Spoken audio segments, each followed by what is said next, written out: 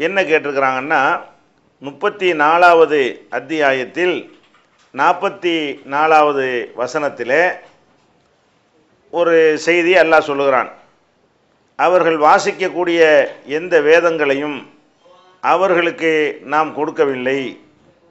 முகமதே, உமக்கு முன் அவர்களிடம் எச்சரிக்கை செய்யும் எவரையும் நாம் அனுப்பியதில்லை அப்படின்னு இந்த வசனம் சொல்லுகிறது.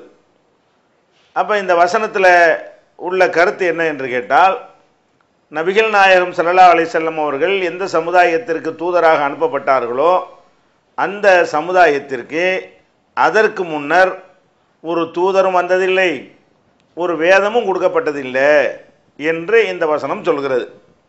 இதை சுட்டிக்காட்டி அவர் என்ன கேள்வி கேட்கிறார் என்று சொன்னால், நபிகள் நாயகம் ஸல்லல்லாஹு அலைஹி வஸல்லத்திற்கு முன்னர் வாழ்ந்த சமுதாயம் இறை தூதர்களும் அனுப்பப்படாமல் வேதங்களும் அருளப்படாமல் இருக்கும் பொழுது, நபிகள் நாயகம் ஸல்லல்லாஹு அலைஹி வஸல்லம் அவங்களுடைய தாய் தந்தையர்கள் அவங்க காஃபிராக இருந்தார்கள், இஸ்லாத்தை ஏற்றுக்கொள்ளாதவர்களாக இருந்தார்கள் என்று சொல்வது எப்படி சரியாகும்? அவங்களுக்கு தான் வேதமும் தரலையே, அவங்களுக்கு தான் தூதர் அனுப்பப்படலையே, வேதமும் தூதர் அனுப்பப்படலைன்னா அவங்க எதை போய் நம்புவாங்க? அவங்க ஒன்றுமே தப்பாக நம்பி இருந்தால் கூட அதனால் எப்படி அவர்கள் மீது குற்றம் பிடிக்கிறது என்று இந்த கருத்தில் இந்த சகோதரர் கேள்வி கேட்டிருக்கிறார்கள். இதில் நபிகள் நாயகம் ஸல்லல்லாஹு அலைஹி வஸல்லம் அவங்களுக்கு முன்னர் அந்த சமுதாயத்திற்கு தூதர் அனுப்பப்படலைங்கிறது உண்மைதான். இந்த வசனமும் சொல்கிறது. திருக்குரானில் வேறு வசனமும் என்ன செய்கிறது? யாசீனில் கூட அல்லாஹ் சொல்லி காட்டுகிறான், லித்துதிர கௌமன் மா உன்சிர ஆபாவுகும், இவர்களுடைய மூதாதையர்கள் எச்சரிக்கை செய்யப்படவே இல்லை, இவர்களை எச்சரிப்பதற்கு நீ வந்திருக்கிறாய் என்று கூட அல்லாஹ் யாசீன் சூராவிலும் சொல்லி காட்டுகிறான்.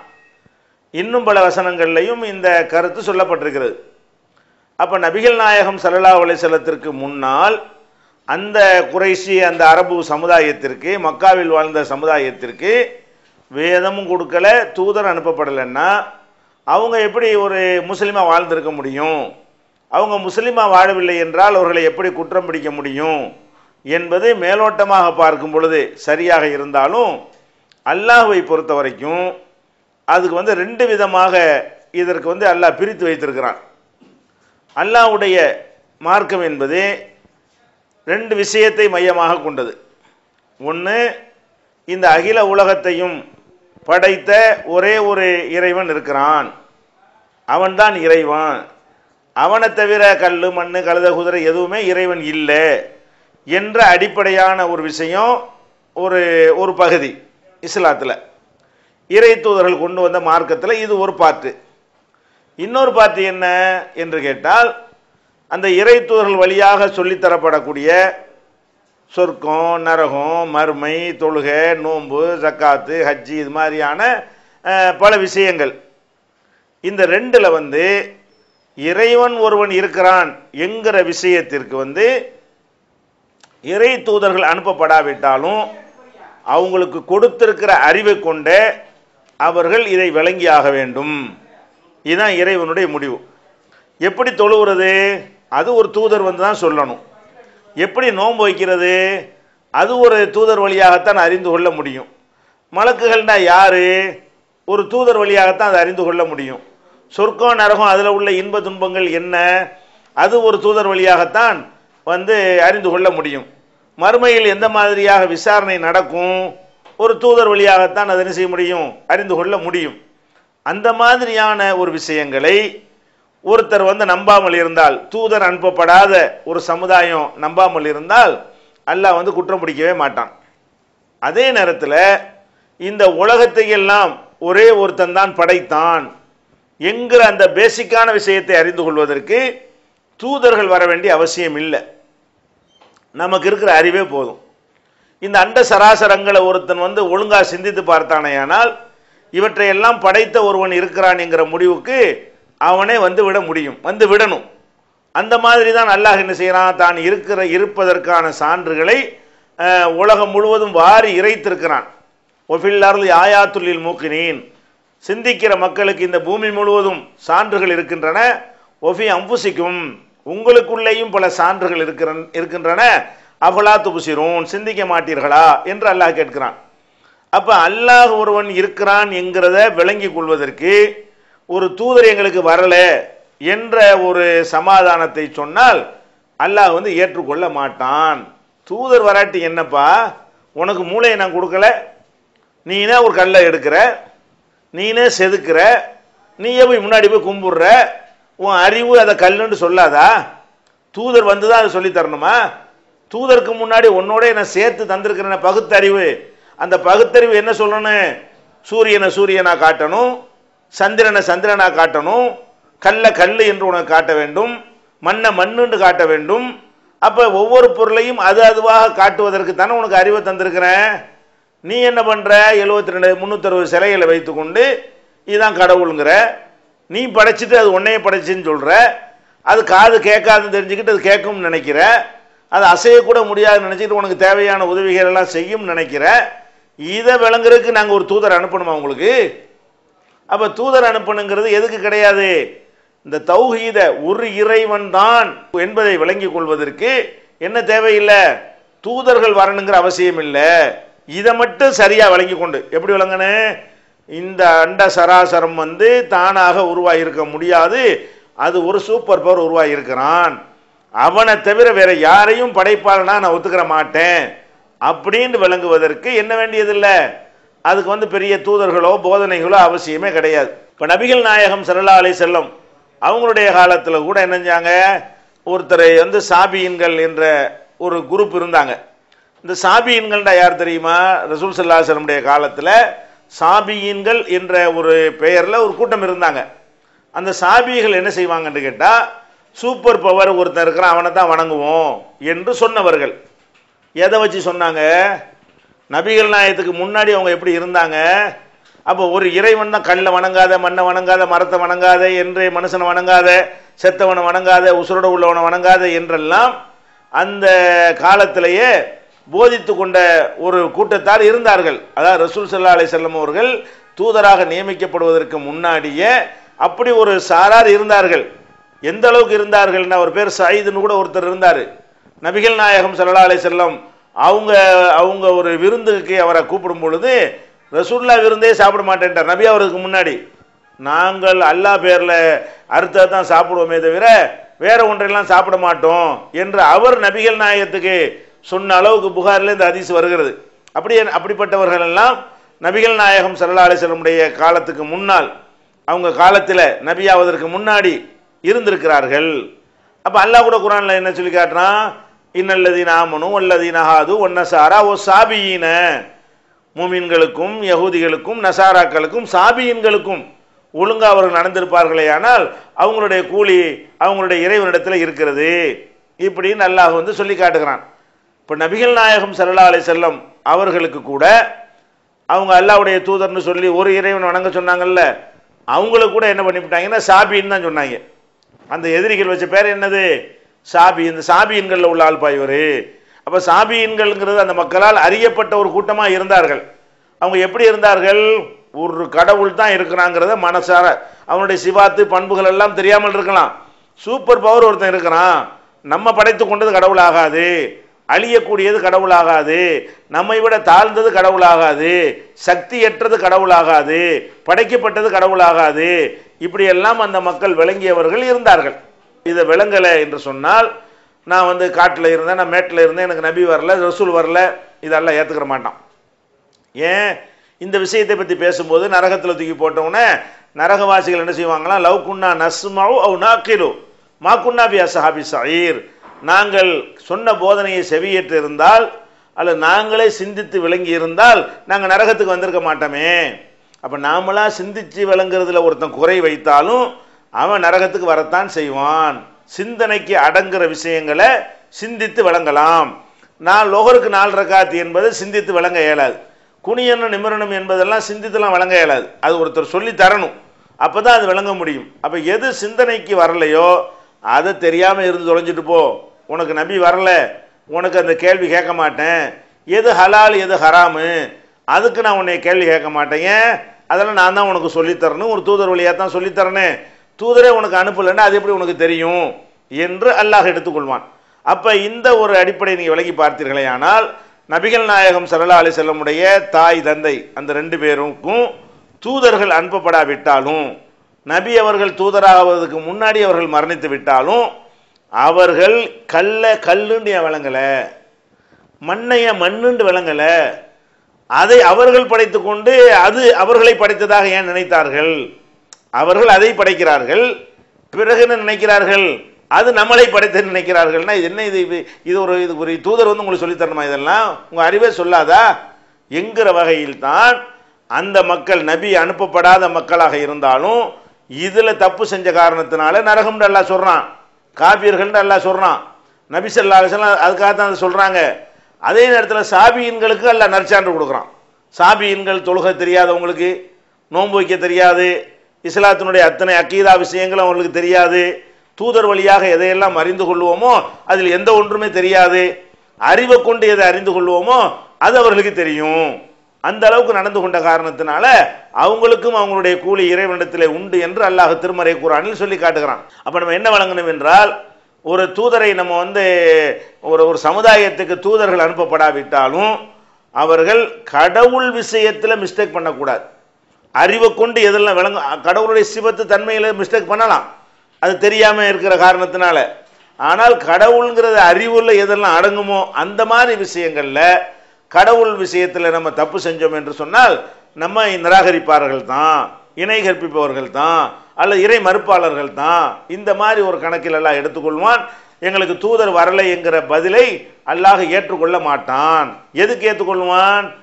ஒழுங்கா ஏன் தொழுவல, தூதர் வரல, ஏன் ஒழுங்கா நோன்பு வைக்கல, தூதர் வந்து சொல்லித்தரல, ஏன் ஒழுங்கா கணக்குப்படி ஜக்காத்து கொடுக்கல, அதெல்லாம் யாரும் எங்களுக்கு சொல்லித்தரல, ஏன் கரெக்டான முறையில் ஹஜ்ஜி செய்யல, அதெல்லாம் எங்களுக்கு யாரும் சொல்லித்தர, இதெல்லாம் சொல்லலாம். ஏன் இதெல்லாம் செய்வதற்கு தூதர் வர வேண்டிய அவசியம் கிடையாது. இதெல்லாம் வந்து தூதர் வராமல் அறிந்து கொள்ள இயலாது. அந்த ஒரு அடிப்படையில் தான் இந்த மார்க்கத்தில் இருக்கிறது. அதனால இந்த வசனத்திற்கும், அதாவது நீங்க சுட்டிக்காட்டின இந்த வசனத்திற்கும் நபிகள் நாயகம் ஸல்லல்லாஹு அலைஹி வஸல்லமுடைய பெற்றோர்கள் வந்து இறை மறுப்பாளர்களாக இணை கற்பிக்கக்கூடியவர்களாக மரணித்தார்கள் என்கிற செய்திக்கு ஒரு முரணும் கிடையாது. அடுத்து டிஎன்டிஜே நடத்தும் ஆதரவற்றோர் முதியோர் இல்லம். பெற்றோர்களை பராமரிக்க வேண்டிய பிள்ளைகள் தங்கள் மார்க்க கடமைகளை மறந்து அவர்களை வீட்டை விட்டு வெளியேற்றி எவ்வித ஆதரவும் இல்லாத அனாதைகளாக அடுத்த வேளை உணவுக்கு கூட யாருடைய உதவியையாவது எதிர்நோக்கி காத்திருக்க கூடியவர்களாக மாற்றி விடுகின்றனர். அவர்களை தத்தெடுத்து உணவு, உடை, இருப்பிடம் மற்றும் மருத்துவ தேவையை பூர்த்தி செய்து கொடுத்து பராமரிக்கும் சேவையை தமிழ்நாடு தௌஹீத் ஜமாத் மேற்கொண்டு வருகிறது. மறுமை வாழ்க்கைக்கு மகத்தான வெற்றி தரும் இதுபோன்ற சேவைகள் தொடர தங்களின் பொருளாதாரத்தை வாரி வழங்குவீர். உங்களது நன்கொடைகளை டிடியாகவோ செக்காகவோ மணி ஆர்டராகவோ அனுப்பலாம். டிடி அனுப்புபவர்கள் தமிழ்நாடு தௌஹீத் ஜமாஅத் வங்கி கணக்கு எண் 7882748827 இந்தியன் வங்கி மண்ணடி கிளை என்ற பெயரில் எடுத்து அனுப்ப வேண்டிய முகவரி தமிழ்நாடு தௌஹீத் ஜமாஅத் மாநில தலைமையகம் 30 அரண்மனைக்காரன் தெரு, மண்ணடி, சென்னை 1. 113வது அத்தியாயத்துல அல்பலக்ல பொறாமை கொள்ளும் போது பொறாமைக்காரன் தீங்க விட்டும் பாதுகாப்பு தேடுகிறேன் என்று முகமதே இருக்கிற வசனம். நாம கண்டிஸ்ட் இல்லைன்னு சொல்லிட்டோம். கண்ணால பாக்குறது சொல்றது சிக்கரோட சேருது அப்படிங்கிறதுனால ஹதீஸ் அந்த மாதிரி பலகீனமா இருக்கு, ஹதீஸ்ல பல குழப்பங்கள் இருக்கு அப்படிங்கிறதுனால கண்டிஸ்ட் இல்லைன்னு சொல்லிட்டோம். இந்த விஷயம் பொறாமை கொள்ளும் போது பொறாமைக்காரன் தீங்க விட்டு பாதுகாப்பு தேடுகிறேன் இருக்கு. அப்போ ஒருத்தன் கோடீஸ்வரனா இருக்கான், மனசாலதான் நம்ம நினைக்கிறோம் இருக்கிறானே, இப்படி அழகா இருக்கிறானே, இப்படி இந்த மாதிரி அழகான மனைவி இப்படி பல விதத்தை மனுஷன் யோசிக்கத்தானே செய்யறான். அப்படியே முடிச்சு அந்த பாதுகாப்பு தேடுன்னு சொன்னா இது என்ன மாதிரி பொறாமை மனசால இருந்துட்டா வாய்விட்டு பேசு. ஏன்னா இதோட சேர்ந்து இருக்குல்ல, அது கண்டிஸ்டியோட சேர்ந்ததுனால அல்ல அது மனசாலதான் நினைக்கிறோம் நம்ம, அது சரி. அதாவது 113வது அத்தியாயத்தில் ஃபலக் என்கிற அத்தியாயத்தில் ஒமின் ஷர்ரி ஹாசிதின் இதா ஹசத், பொறாமைக்காரன் பொறாமை கொள்ளும் பொழுது அவன் மூலமாக ஏற்படும் தீங்குகளை விட்டும் அல்லாஹ்விடத்திலே நான் பாதுகாப்பு தேடுகிறேன் என்று நபியை நீங்கள் சொல்வீராகன்னு வருது. அப்போ பொறாமைக்காரன் கந்திஷ்டினால் ஒன்று பண்ண இயலாது என்று நம்ம ஏற்கனவே சொல்லி இருக்கிறோம். அப்படி இருக்கக்கூடிய நேரத்தில் பொறாமையினால் மட்டும் என்ன தீங்கு வரும்? பொறாமைக்காரனுடைய தீங்கிலிருந்து இதுக்கு பாதுகாப்பு தேடணும் அப்படிங்கிறது அவருடைய கேள்வி. அதாவது பொறாமை கொள்ளக்கூடியவன் நெசமாக ஒன்றை பார்த்து நம்ம ஆசைப்படுறோம். ஒரு மனிதன்கிட்ட ஒரு வசதி இருக்குது, பெரிய அளவுக்கு செல்வம் இருக்கிறது, அதை பார்த்து நம்ம ஏங்குறோம், ஆசைப்படுறோன்னு வைங்களேன். இது இதுக்கு பேர் பொறாமை கிடையாது. பொறாமைனால என்ன தெரியுமா, அவன் மீது கருவி இவனை அழிக்கணும், இவனை இந்த அளவுக்கு விடக்கூடாது என்று ஆத்திரப்படுவான் பாருங்க, அதுக்கு பேர் தான் பொறாமை. யார் ஆசைப்படல? உலகத்தில் ஒன்றை பார்த்து ஆசைப்படாத யாராவது இருக்கிறோமா? ஒரு நல்ல கார் போடுச்சுன்னா இது மாதிரி நமக்கு ஒன்று இருக்கணும் இப்படி நினைக்காத ஒரு மனுஷன் இருப்பானா? ஒரு பெரிய ஒரு பங்களா பார்த்தோம்னா நமக்கு இது மாதிரி ஒன்று வேணும் அப்படி இல்லாதவனா இருப்பானா? எல்லா மனிதர்களுமே நல்லதை பார்க்கும் பொழுது என்ன செய்கிறான்?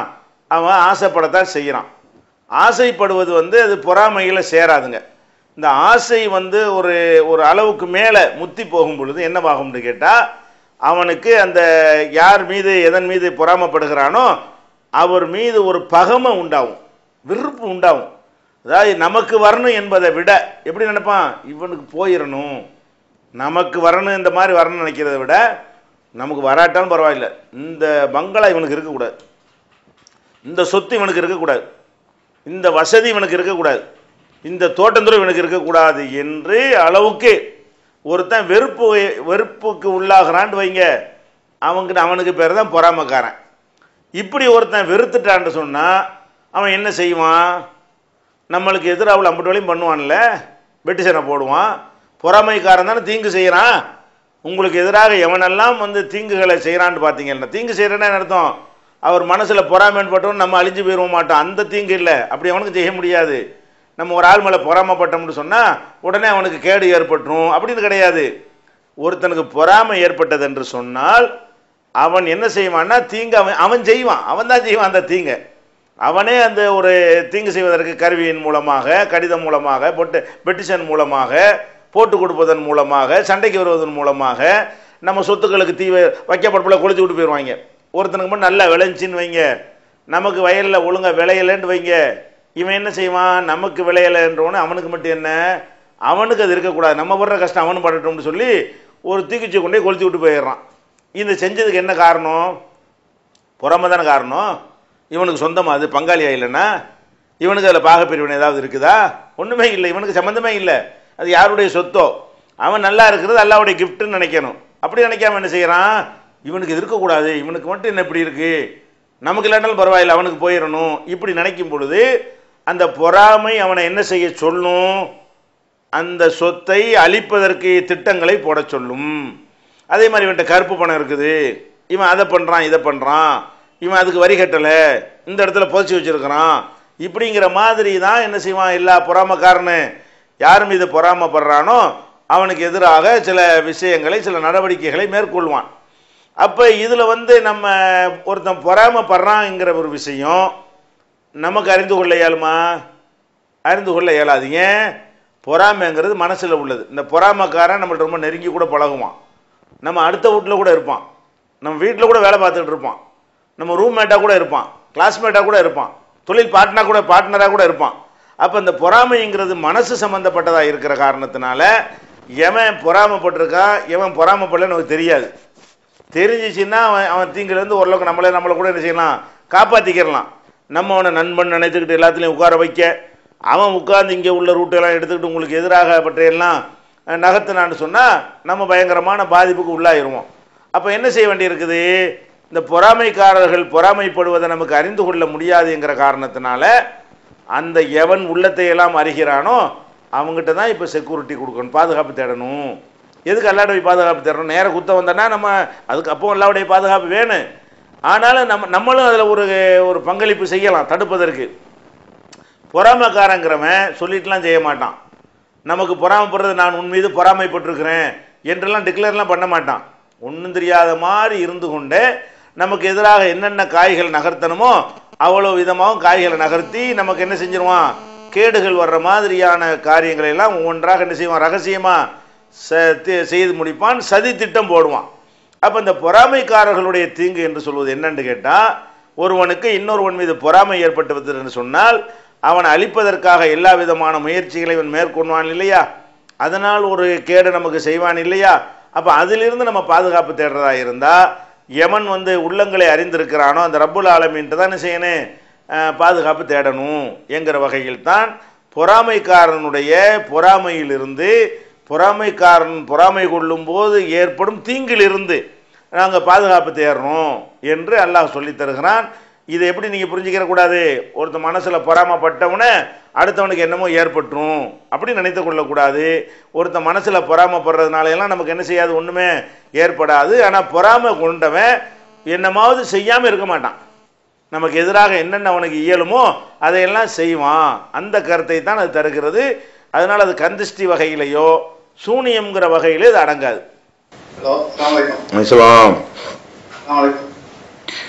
என்னுடைய நண்பர் ஒரு கன்ஸ்ட்ரக்ஷன் கம்பெனில அக்கௌண்டன்ட் செய்யறாரு. அவங்க கம்பெனில சின்ன பிசினஸ் ப்ராஜெக்ட் கிடைக்கும் போது அவங்க கம்பெனியோட சொந்த பணத்துல கட்டி கொடுத்துறாங்க. 20-30 கோடிக்கு கிடைக்கும் போது அவங்களால சொந்த கம்பெனில இருந்து கட்டி கொடுக்கும்போது பேங்கோடைய பைனான்ஸ் நாடுறாங்க.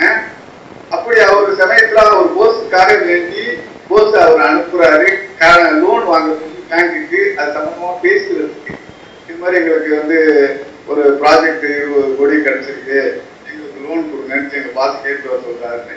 இது கூடுமா, இந்த மாதிரி வேலை செய்யலாமா பாஸ் சொன்னாக்கா? இது முதல் கேள்வி.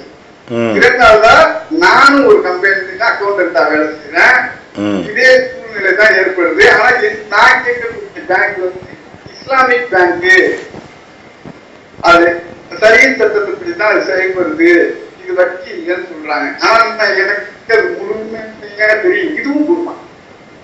இதுதான் என்னுடைய கேள்வி. பெரிய பாதத்துல சேருமா? சரி, ஓகே. அதாவது இந்த கேள்வி என்ன கேட்குறாங்கன்னா, நம்ம ஒரு நிறுவனத்தில் நம்ம வேலை செய்கிறோம்.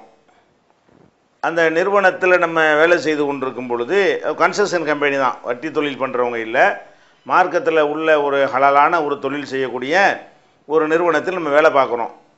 அந்த வேலை பார்க்கக்கூடிய நேரத்தில் நமக்கு ஒரு பெரிய ஆர்டர், பெரிய ப்ராஜெக்ட் கிடைத்து அதுக்கு நமக்கு வந்து பெரிய பணம் தேவைப்படுகிறது, அதிகமான நிதி தேவைப்படுகிறது. நம்முடைய நிறுவனத்தில் அந்த அளவுக்கு நிதி இல்லை. இப்போ என்ன செய்கிறாங்க, அந்த நிறுவனம் வந்து வங்கிகளில் போய் கடன் வாங்குறாங்க. வங்கியில் போய் என்ன செய்யணும், நாங்கள் இத்தனை கோடி ரூபாய்க்கு எங்களுக்கு ஆர்டர் வந்திருக்குது, அதை முடித்து தந்தால் எங்களுக்கு வந்து கரெக்டாக வட்டியை செலுத்திடுவோம், கடனை செலுத்திடுவோம், எங்களுக்கு கடன் தாங்க என்று வந்து ஒரு வங்கியில் போய் என்ன செய்கிறாங்க, கடன் கேட்குறாங்க. அப்போ கடன் கேட்கும் பொழுது என்ன பண்ணுறாங்கன்னா, என்னை அனுப்பி விட்றாங்க அந்த கடனை போய் பேசி வாங்கிட்டு வர்றதுக்காக வேண்டி. அந்த நிலைமையெல்லாம் விளக்கி என்ன மாதிரி ஆர்டர் வந்திருக்குது, எப்படி எப்படி கடனை திருப்பி செலுத்துவோம், வட்டி எப்படி எப்படி செலுத்துவோம், இந்த மாதிரி விஷயங்களை எல்லாம் பேசி முடிப்பதற்கு என்னை அனுப்பி நான் அதற்காக சென்றால் என் மீது குற்றம் வருமா அப்படின்ட்டு முதலாவதாக இவர் 2 கேள்வி கேட்டிருக்காரு. அதில் ஒரு கேள்வி இதில் பொறுத்த வரைக்கும் கண்டிப்பாக குற்றம் வரும். நம்ம வந்து ஒரு நிறுவனம் வந்து வட்டிக்கு பணம் வாங்கி நடத்தினார்களேயானால் அந்த நிறுவனத்தில் நம்ம வேலை செய்கிறது தப்பு கிடையாது. அந்த நிறுவனத்தில் என்ன செய்யலாம், வேறு வேறு வேலைகள்லாம் செய்யலாம். வட்டி வாங்கினா அவனை சேர்ந்தது, நம்ம ஒன்றும் வட்டி வாங்கலை, வட்டிக்கு நம்ம துணை செய்யலை. அவன் வட்டிக்கு வாங்கி என்ன செய்கிறான், ஒரு பிஸ்கட் கம்பெனி ஆரம்பிக்கிறான், முதலீடு பூரா வட்டியாக இருக்கிறது. அதில் போய் நான் வேலைக்கு சேர்ந்தால் பிஸ்கட் சம்பந்தமானது, அது அனுப்புறது, பார்சல், அந்த மாதிரி வேலைகளைத்தான் நான் செய்வேன் என்று இருக்குமையானால் அதில் வந்து அவன் வட்டிக்கு வாங்கியது என்ன செய்யாது, என்னை பாதிக்காதீங்க. நான் வேலை செய்கிறது பிஸ்கட் கம்பெனியில் செய்கிற வேலையெல்லாம் அது தொடர்பான வேலை அப்படின்னு இருந்தால் அது குற்றத்தில் வராது. அதே நேரத்தில் அந்த வட்டியை போய் நானே வாங்கிட்டு வர்றதா இருந்தால் என் கம்பெனிக்கு வட்டி தாங்க அப்படி செஞ்சோம்னா நம்ம என்ன ஆயிடுறோம், வட்டிக்கு இப்போ தான் துணை செய்தவங்களும் ஆயிடுறோம். வட்டிக்கு வாங்கி தொழில் செஞ்சான்னு சொன்னால் நம்ம வட்டிக்கு துணையே செய்யலை, அந்த தொழிலுக்கு துணை செய்கிறோம். அது ஹலாலான தொழில், ஹலாலாக சம்பாரித்து ஹராமுக்கு செலவழிக்கணாம, அதில் நம்மளை ஒன்றும் பாதிக்காது அது. ஆனால் நீங்களே போய் பேங்கில் வாங்கிட்டு வாங்கன்னு சொன்னால் கண்டிப்பாக தெரியும் பேங்கில் வந்து வட்டிக்கு தான் கடன் தருவான்னு சொல்லி, வட்டி இல்லாத கடன்லாம் கிடையாது. அப்போ வட்டிக்கு தான் கடன் தருவான்னு தெரிந்து கொண்டு நீங்கள் போய் பேசி கம்பெனிக்காக வாங்கிட்டு வாங்கன்னு சொல்வார்களே, ஆனால் அப்போ அது வந்து மார்க்கத்தில் கண்டிப்பாக வட்டிக்கு துணை செய்த ஒரு குற்றம் கண்டிப்பாக வரும். துணை செஞ்ச பாவம் என்ன செய்யும் வரும். அந்த மாதிரி ஹராமான விஷயத்துக்கு நம்மளை பயன்படுத்தாதீங்க என்று தான் ஒருவர் சொல்லணும். அதே நேரத்தில் வந்து இன்னொன்றையும் சொல்லிக்கிறோம், என்ன ப்ராக்டிக்கலாகவும் நம்ம சிலதை சொல்ல வேண்டி இருக்கிறது. இதெல்லாம் வந்து நம்ம ஊரில் நம்ம பகுதியில் நம்ம நாட்டில் இந்த மாதிரி ஒரு இடத்துல வேலை பார்த்தோம்னா நம்ம அந்த மாதிரி போடா வேலையை பார்த்துன்னு வந்துடலாம். சில நேரங்களில் வந்து வெளிநாட்டில் ஒரு அக்ரிமெண்ட்டில் வேலைக்கு போயிருப்போம். அவன்கிட்ட 2 வருஷம் வேலை பார்த்து ஆகணுன்ட்டு அக்ரிமெண்ட் இருக்கும். நம்முடைய பாஸ்போர்ட்டு போக்குவரத்து எல்லாத்தையும் அவன் பிடிங்கி வச்சுருப்பான். நமக்கு ஒரு அட்டையை மட்டும் தான் கொடுத்துருப்பாங்க. நம்ம விரும்பினாலும் அந்த வேலையை விட்டு வெளியே வர விடமாட்டாங்க. அந்த கான்ட்ராக்ட் முடிகிற வரைக்கும் என்ன செய்ய முடியாது, திடீர்னு ராஜினாமாவெலாம் பண்ண முடியாது. அப்படியான ஒரு நிறுவனத்தில் நீங்கள் வெளிநாட்டில் போய் மாட்டிக்கிட்டீங்கன்னு வைங்க, அவன் போய் வாங்கிட்டு வா, சாராயத்தை வாங்கிட்டு வான்னு சொல்கிறான். வாங்கக்கூடாதுன்னு மறுத்துடலாம்.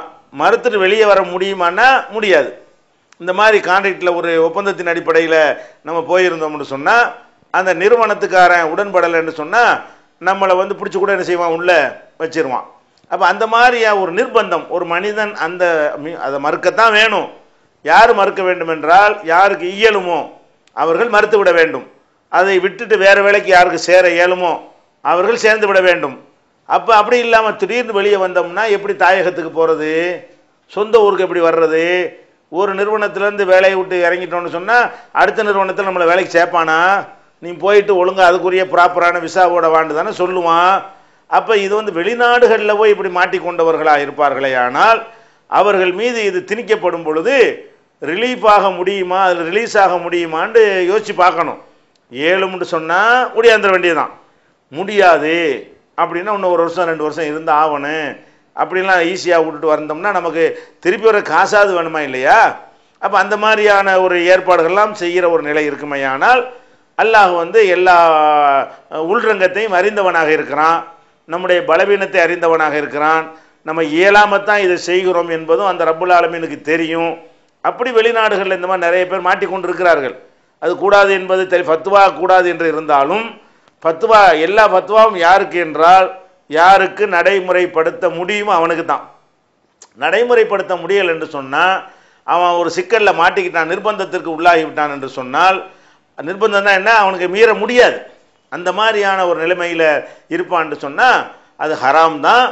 அது அல்லாஹ் மன்னிப்பான். அல்லாஹ் என்ன செய்கிறான், ஹராமான ஒரு பட்டியலை போடும்போது தானா செத்தது ஹராமு, பன்றி ஹராமு, அது மாதிரி வந்து அல்லாஹ் அல்லாத மற்றவர்களுக்கு வந்து அறுத்தது ஹராமு, அது மாதிரி ரத்தம் ஹராமு என்று 4 விஷயங்கள் அல்லாஹ் வந்து குர்ஆன்ல ஹராம்னு சொல்கிறான். ஹுர்ரிமத் அலைக்குமுல் மைத்தத்து வத்தமு வலஹ்முல் ஹின்சீரி ஒமா உஹில்ல பிஹி லிகைரில்லா என்று 4 மேட்டரை அல்லாஹ் சொல்லிடுறான். சொல்லிவிட்டு என்ன சொல்கிறான்னா, இந்த 4ஐயும் கடைப்பிடிக்கணும். ஆனால் எல்லாருக்கும் எல்லா நேரத்திலையும் இந்த 4ஐயும் கடைபிடிக்க முடியாமலும் ஏற்படலாம்.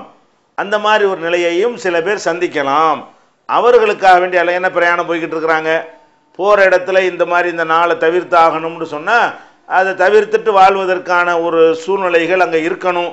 அந்த மாதிரி சந்தித்து விட்டால் என்ன பண்ணுறதுங்கிறதுக்கு தான் என்ன சொல்கிறான்ல அதே வசனத்திலேயே ஃபமனில் துர்ர கைர பாகின் வலா ஆதின் வலா இஸ்ம அலைஹி, யார் ஒருத்தன் வந்து நிர்பந்திக்க வழியை தேடாமலும் வரம்பு மீறாமலும் நிர்பந்தமான நிலைமைக்கு உள்ளாக்கப்படுகிறானோ அவன் மீது குற்றம் கிடையாது.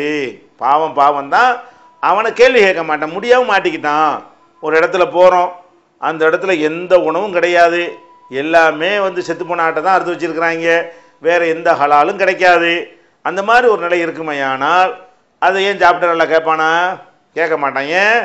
நம்ம வாழ்வதற்கு தான் அல்லாஹ் வந்து நம்மளை படைச்சிருக்கிறான், சாவுறதுக்கு படைக்கலை. அப்போ அதை திண்டாதான் வாழ முடியும் என்று இருந்தால் திண்டுக்கிற வேண்டியதுதான், அதுக்கு எந்த கொஸ்டினும் வராது. அதே நேரத்தில் சாதாரண நேரத்தில் நெஞ்சிடக்கூடாது, அதை நாடிடக்கூடாது. அப்போ அந்த மாதிரி வந்து நிர்பந்தம்னு மார்க்கத்தில் ஒன்று இருக்கிறது. அதனால் நீங்கள் சொல்லக்கூடிய அந்த சகோதரர் வந்து சொந்த நாட்டில் தாயகத்தில் இப்படி இருந்தாரையானால் அவர் எந்த சமாதானமும் சொல்ல முடியாது. போட வேலையை விட்டு அடுத்த வேலைக்கு போய் என்ன செய்யலாம், சேர்ந்து கொள்ளலாம். வெளிநாடுகளில் வேலைக்கு சேருவார்களேயானால் அதனுடைய விதிமுறைகள்லாம் நமக்கு தெரியும். வெளிநாட்டுக்கு போனால் நமக்கு நம்ம நாட்டில் உள்ள உரிமையெல்லாம் கிடையாது. நம்ம திரும்பி வருவதற்கு நம்முடைய ஆவணங்கள்லாம் நம்ம கையில் இருந்தால் தான் என்ன செய்ய முடியும், அதை விட்டு வர முடியும். அப்படியெல்லாம் வரக்கூடிய நேரத்தில் வந்து அவருடைய நிலைமை அனுசரித்து தான் நம்ம என்ன செய்யணும், எதுவுமே பேசணும். இதை கவனத்தில் வச்சு அந்த மாதிரி நிர்பந்தம் அவருக்கு இருக்குமையானால் அது பாவம் தான். ஆனால் எல்லாம் மன்னிக்கிற பாவம், இதை நீ விளங்கிக்கணும். அடுத்து என்ன சொல்கிறாருன்னு கேட்டால் இன்னொரு கேள்வி, ஒரு இஸ்லாமிய வங்கியில் வந்து வட்டியை அடிப்படையாக கொள்ளாத ஒரு இஸ்லாமிய வங்கியில் வந்து நம்ம வேலை செய்யலாமா அப்படின்னு கேட்குறாரு. அதாவது இஸ்லாமிய வங்கியில் வேலை செய்யலாமான்னு கேட்டால் வட்டி அடிப்படையாக கொள்ளாமல் இருந்தால் கண்டிப்பாக வேலை செய்யலாம். அப்படி இருந்தால் தான் அதுக்கு பேர் இஸ்லாமிய வங்கி. அது வட்டி அடிப்படையாக கொண்டிருக்குதா இல்லையா என்பது அந்த வங்கியுடைய விதிமுறைகளை நீங்கள் என்ன செய்யணும், அனைத்தையும் வாங்கி பார்த்து இதில் என்னமாவது வட்டி அம்சம் ஏதாவது இருக்குதான்னு நீங்கள் இப்போ வங்கியில் வேலை செய்கிற மார்க்கத்தில் ஹராமா, எதனால அது ஹராம் ஆகுது, அதில் வட்டி இருக்குதுங்கிற காரணத்தினால தான் ஹராம் ஆகுது. அப்போ எந்த ஒரு வங்கியாவது வட்டி இல்லாத முறையில் செயல்படுமையானால் அந்த வங்கியில் நம்ம இருப்பது, அதில் கடன் வாங்குவது, அதிலிருந்து கடன் கொடுப்பது, அதில் பணியாற்றுவது, அதனுடைய கணக்குகளை எழுதுவது, எதுவுமே குற்றத்தில் வராது. நமக்கு வட்டிங்கிறதுக்கு துணை செஞ்சால் மட்டும்தான் குற்றமாகுமே தவிர வங்கியே ஹராமானா ஹராமாகாது. ஆனால் இஸ்லாமிய வங்கின்னு சொல்லக்கூடிய பெரும்பாலான வங்கிகள் வந்து மோசடி தான் பண்ணுறாங்க. வட்டி வட்டி இல்லைங்கிறாங்க. அதில் வந்து மறைமுகமாக அவங்கள்ட்ட என்ன இருக்குது, அது வந்து ஒரு வட்டி அடிப்படையாக கொண்டிருக்கிறது நம்ம பல இதுகளில் நம்ம பார்த்துருக்குறோம். நீங்கள் சொல்லக்கூடிய வங்கி எப்படி இருக்காங்கிறது நமக்கு தெரியாது. அப்போ நீங்கள் எந்த வங்கியை பற்றி சொல்கிறீர்களோ அந்த வங்கியுடைய அந்த விதிமுறைகள் கொடுக்கல் வாங்கலாம் எந்த மாதிரி அமைத்து கொள்கிறார்கள் என்பதை பாருங்கள். அதில் வட்டி இல்லைன்னு நல்லா தெரிஞ்சுன்னா என்ன செய்யுங்க, நீங்கள் வந்து அதில் தாராளமாக என்ன செய்யலாம், எல்லா விதமான வேலைகளும் செய்யலாம், குற்றம் வராது. இரக்க குணம் கொண்டோரே, அஸ்ஸலாமு அலைக்கும். தாய் தந்தையரையோ அல்லது இதில் ஏதாவது ஒருவரையோ இழந்து வாடும் ஆதரவற்ற பிள்ளைகள் நம் சமுதாயத்தில் ஏராளம். பெற்றோர்களின் அரவணைப்பின்றி ஏங்கி தவிக்கும் இவர்களுக்காகவும், பெற்றோர்கள் இருந்தும் வறுமையின் காரணமாக வாழ்வாதாரத்திற்கு வாடிக்கொண்டிருக்கும் சிறுவர்களுக்காகவும் விசாலமான கட்டிடத்தில் அர் ரஹ்மான் சிறுவர் ஆதரவு இல்லம் செயல்பட்டு வருகிறது. பாசத்தோடும் பரிவோடும் தாயுள்ளத்தோடு பராமரிக்கப்பட்டு வருகின்றனர் இந்த சிறார்கள். மார்க்க நெறியோடும் ஒழுக்க மாண்போடும் நடத்தப்பட்டு வரும் இந்த சிறுவர் ஆதரவு இல்லம் உணவு, உடை உள்ளிட்ட அனைத்தும் முற்றிலும் இலவசமாகவே வழங்கப்பட்டு வருகிறது. ஒரு சிறுவனுக்காக மாதந்தோறும் ஆகும் செலவு ரூபாய் 4000. ஒரு வருடத்திற்கு ஒரு சிறுவனுக்கு ரூபாய் 48,000 செலவாகிறது. நானும் அனாதையின் காப்பாளரும் சொர்க்கத்தில் இணைந்திருப்போம் என அல்லாஹ்வின் தூதர் ஸல்லல்லாஹு அலைஹி வஸல்லம் கூறியுள்ளார்கள்.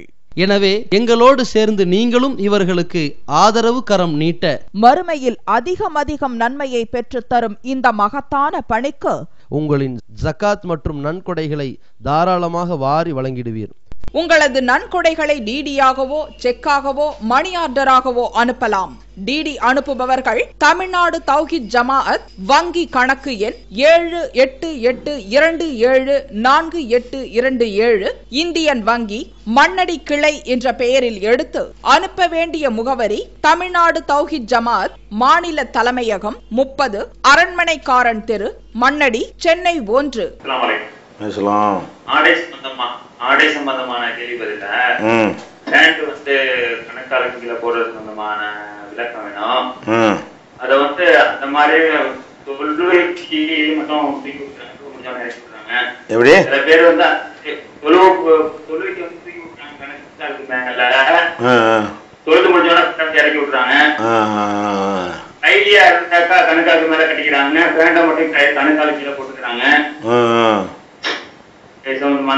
சரி, அடுத்து என்ன கேள்வி கேட்குறாங்கன்னா, ஆண்கள் அணியக்கூடிய ஆடைகள் கணுக்கால் என்று சொல்லக்கூடிய, அதாவது கிரண்டைக்கால்னு சொல்லுவாங்கள்ல, அதுக்கு கீழே இறங்கும் விதமாக ஆடை அணிகிறார்கள். அணியும் போது என்ன செய்கிறாங்க, பேண்ட் அந்த மாதிரி அணிந்து கொண்டு தொழுகைக்கு வரும்போது மாத்திரம் அதை கொஞ்சம் மடித்து மேலே தூக்கி விட்டு கொள்கிறார்கள். தொழுகை முடிஞ்ச உடனே கீழே இறக்கி கொள்கிறார்கள். அதே நேரத்தில் கைலி கட்டியிருந்தார்களே ஆனால் அதை கட்டும்போதே கணுக்காலுக்கு மேலே கட்டி கொள்கிறார்கள். அப்போ இதெல்லாம் என்ன, இதில் எது சரியான முறை, இதுக்குரிய விளக்கம் என்னன்னு கேட்குறாரு. முதல் விஷயத்தை நீங்கள் விளங்கி கொள்ளணும். இப்போ கணுக்காலுக்கு, அதாவது கிரண்டை காலுக்கு கீழே ஆடை வந்து இறங்கக்கூடாது என்பது வந்து தொழுகையோடு சம்பந்தப்பட்ட சட்டம் கிடையாது. தொழுகை நேரத்தில் இறங்கக்கூடாது, மற்ற நேரத்தில் இறங்கலாம் என்று வித்தியாசப்படுத்தி பார்க்கக்கூடிய வகையில் எந்த ஒரு ஹதீஸுமே கிடையாது. அது பொதுவாக மனிதன் ஆடுகிற ஆடைக்கு சொல்லப்பட்டது தானே தவிர, நீங்கள் வந்து வெளியில் எதை செய்யலாம்னு நினைக்கிறீங்களோ அது தொழுகையிலையும் செய்யலாம். தொழுகையை அது பாழாக்கும், தொழுகை நாசமாகிவிடும் என்பது மார்க்கத்தில் சொல்லப்படவே இல்லை. இப்போ கரண்டை கீழே ஒருத்தர் வந்து ஆடை அணிந்து கொண்டு நடக்கிறது சரின்னு வைத்து கொண்டாருன்னா தொழுகையிலையும் நடக்கலாம் தான், தொழுகையிலையும் அப்படி இருக்கலாங்கிறதுல மாற்று கருத்து கிடையாது. அப்போ தொழுகை நேரத்தில் மாத்திரம் அப்படி வித்தியாசப்படுத்தி கொள்ளும் பொழுது அவங்க மார்க்கத்தில் இல்லாத ஒரு சட்டத்தை திணிக்க உண்டாக்க பார்க்குறாங்க. எப்படி? இது தொழுகை சம்பந்தப்பட்ட ஒரு மேட்ரு, எப்படி தொழுகைக்கு ஒழு அவசியமோ அந்த மாதிரி கிப்லா நோக்குவது அவசியமோ, தூய்மை எப்படி அவசியமோ அந்த மாதிரி எது அவசியமா, கரண்டைக்கு மேலே ஆடை இருப்பது அவசியம் என்று இவர்கள் இல்லாத ஒரு அந்த விஷயத்தை சொல்லி கான்செப்டே மாற்றி விட பார்க்குறாங்க. இஸ்லாத்தில் இந்த கரண்டைக்காலுக்கு கீழே உள்ள ஆடைக்கு தொழுகையோடு தொழுகைக்கும் சம்மந்தப்படுத்தி ஒரு விஷயமே இல்லை, ஒரு ஹதீஸும் இல்லை. அப்போ அந்த கரண்டைக்காலுக்கு நீங்கள் தொழுகை நேரத்தில் மாத்திரம் ஒரு தனி கோலம் போட வேண்டிய அவசியம் கிடையாது. இதை எல்லாரும் என்ன செய்யணும், மனசில் புரிந்து கொள்ள வேண்டும்.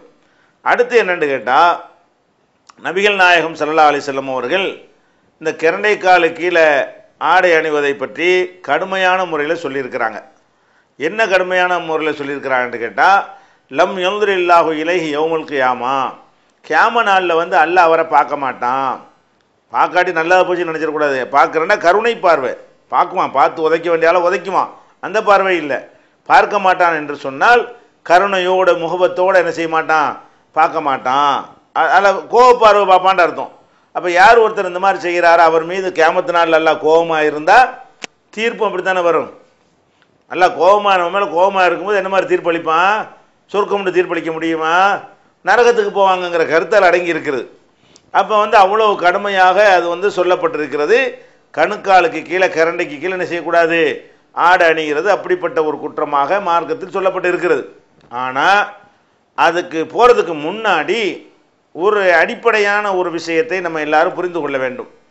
என்ன அடிப்படையான விஷயம்னு கேட்டால், மார்க்கத்தில் ஒரு விஷயத்தை அல்லாஹ் ரசூல் தடுக்கும் பொழுது எந்த ஒரு காரணத்தையும் சொல்லாமல் தடுத்தார்கள்னு சொன்னால், அதை நாமளும் எந்த ஒரு காரணத்தையும் சொல்லாமல் அதை 100% கடைப்பிடிக்க வேண்டும்.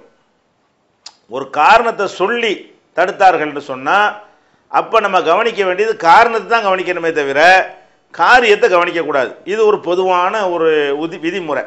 இன்ன காரணத்துக்கு இதை செய்யாதே அப்படின்னு சொல்கிறாங்கன்னு சொன்னால் அதில் என்ன முக்கியம், காரணம் தான் முக்கியம். இப்போ இது புரிந்து கொள்வதற்காக இந்த கரண்டைக்கு கீழே ஆடை அணிகிற மேட்டருக்கு போகிறதுக்கு முன்னாடி இதை புரிந்து கொள்வதற்கு 2-3 உதாரணங்களை உங்களுக்கு சொல்லி காட்டலாம். உதாரணமாக இப்போ நபிகள் நாயகம் ஸல்லல்லாஹு அலைஹி வஸல்லம் சொன்னார்கள், லா யக்லில் காலி ஹீன யக்லி வஹுவ கல்பான். ஒரு நீதிபதியாக இருக்கக்கூடியவர் அவர் கோபமாக இருக்கக்கூடிய நேரத்தில் தீர்ப்பளிக்க கூடாது அப்படின்னு சொல்கிறாங்க.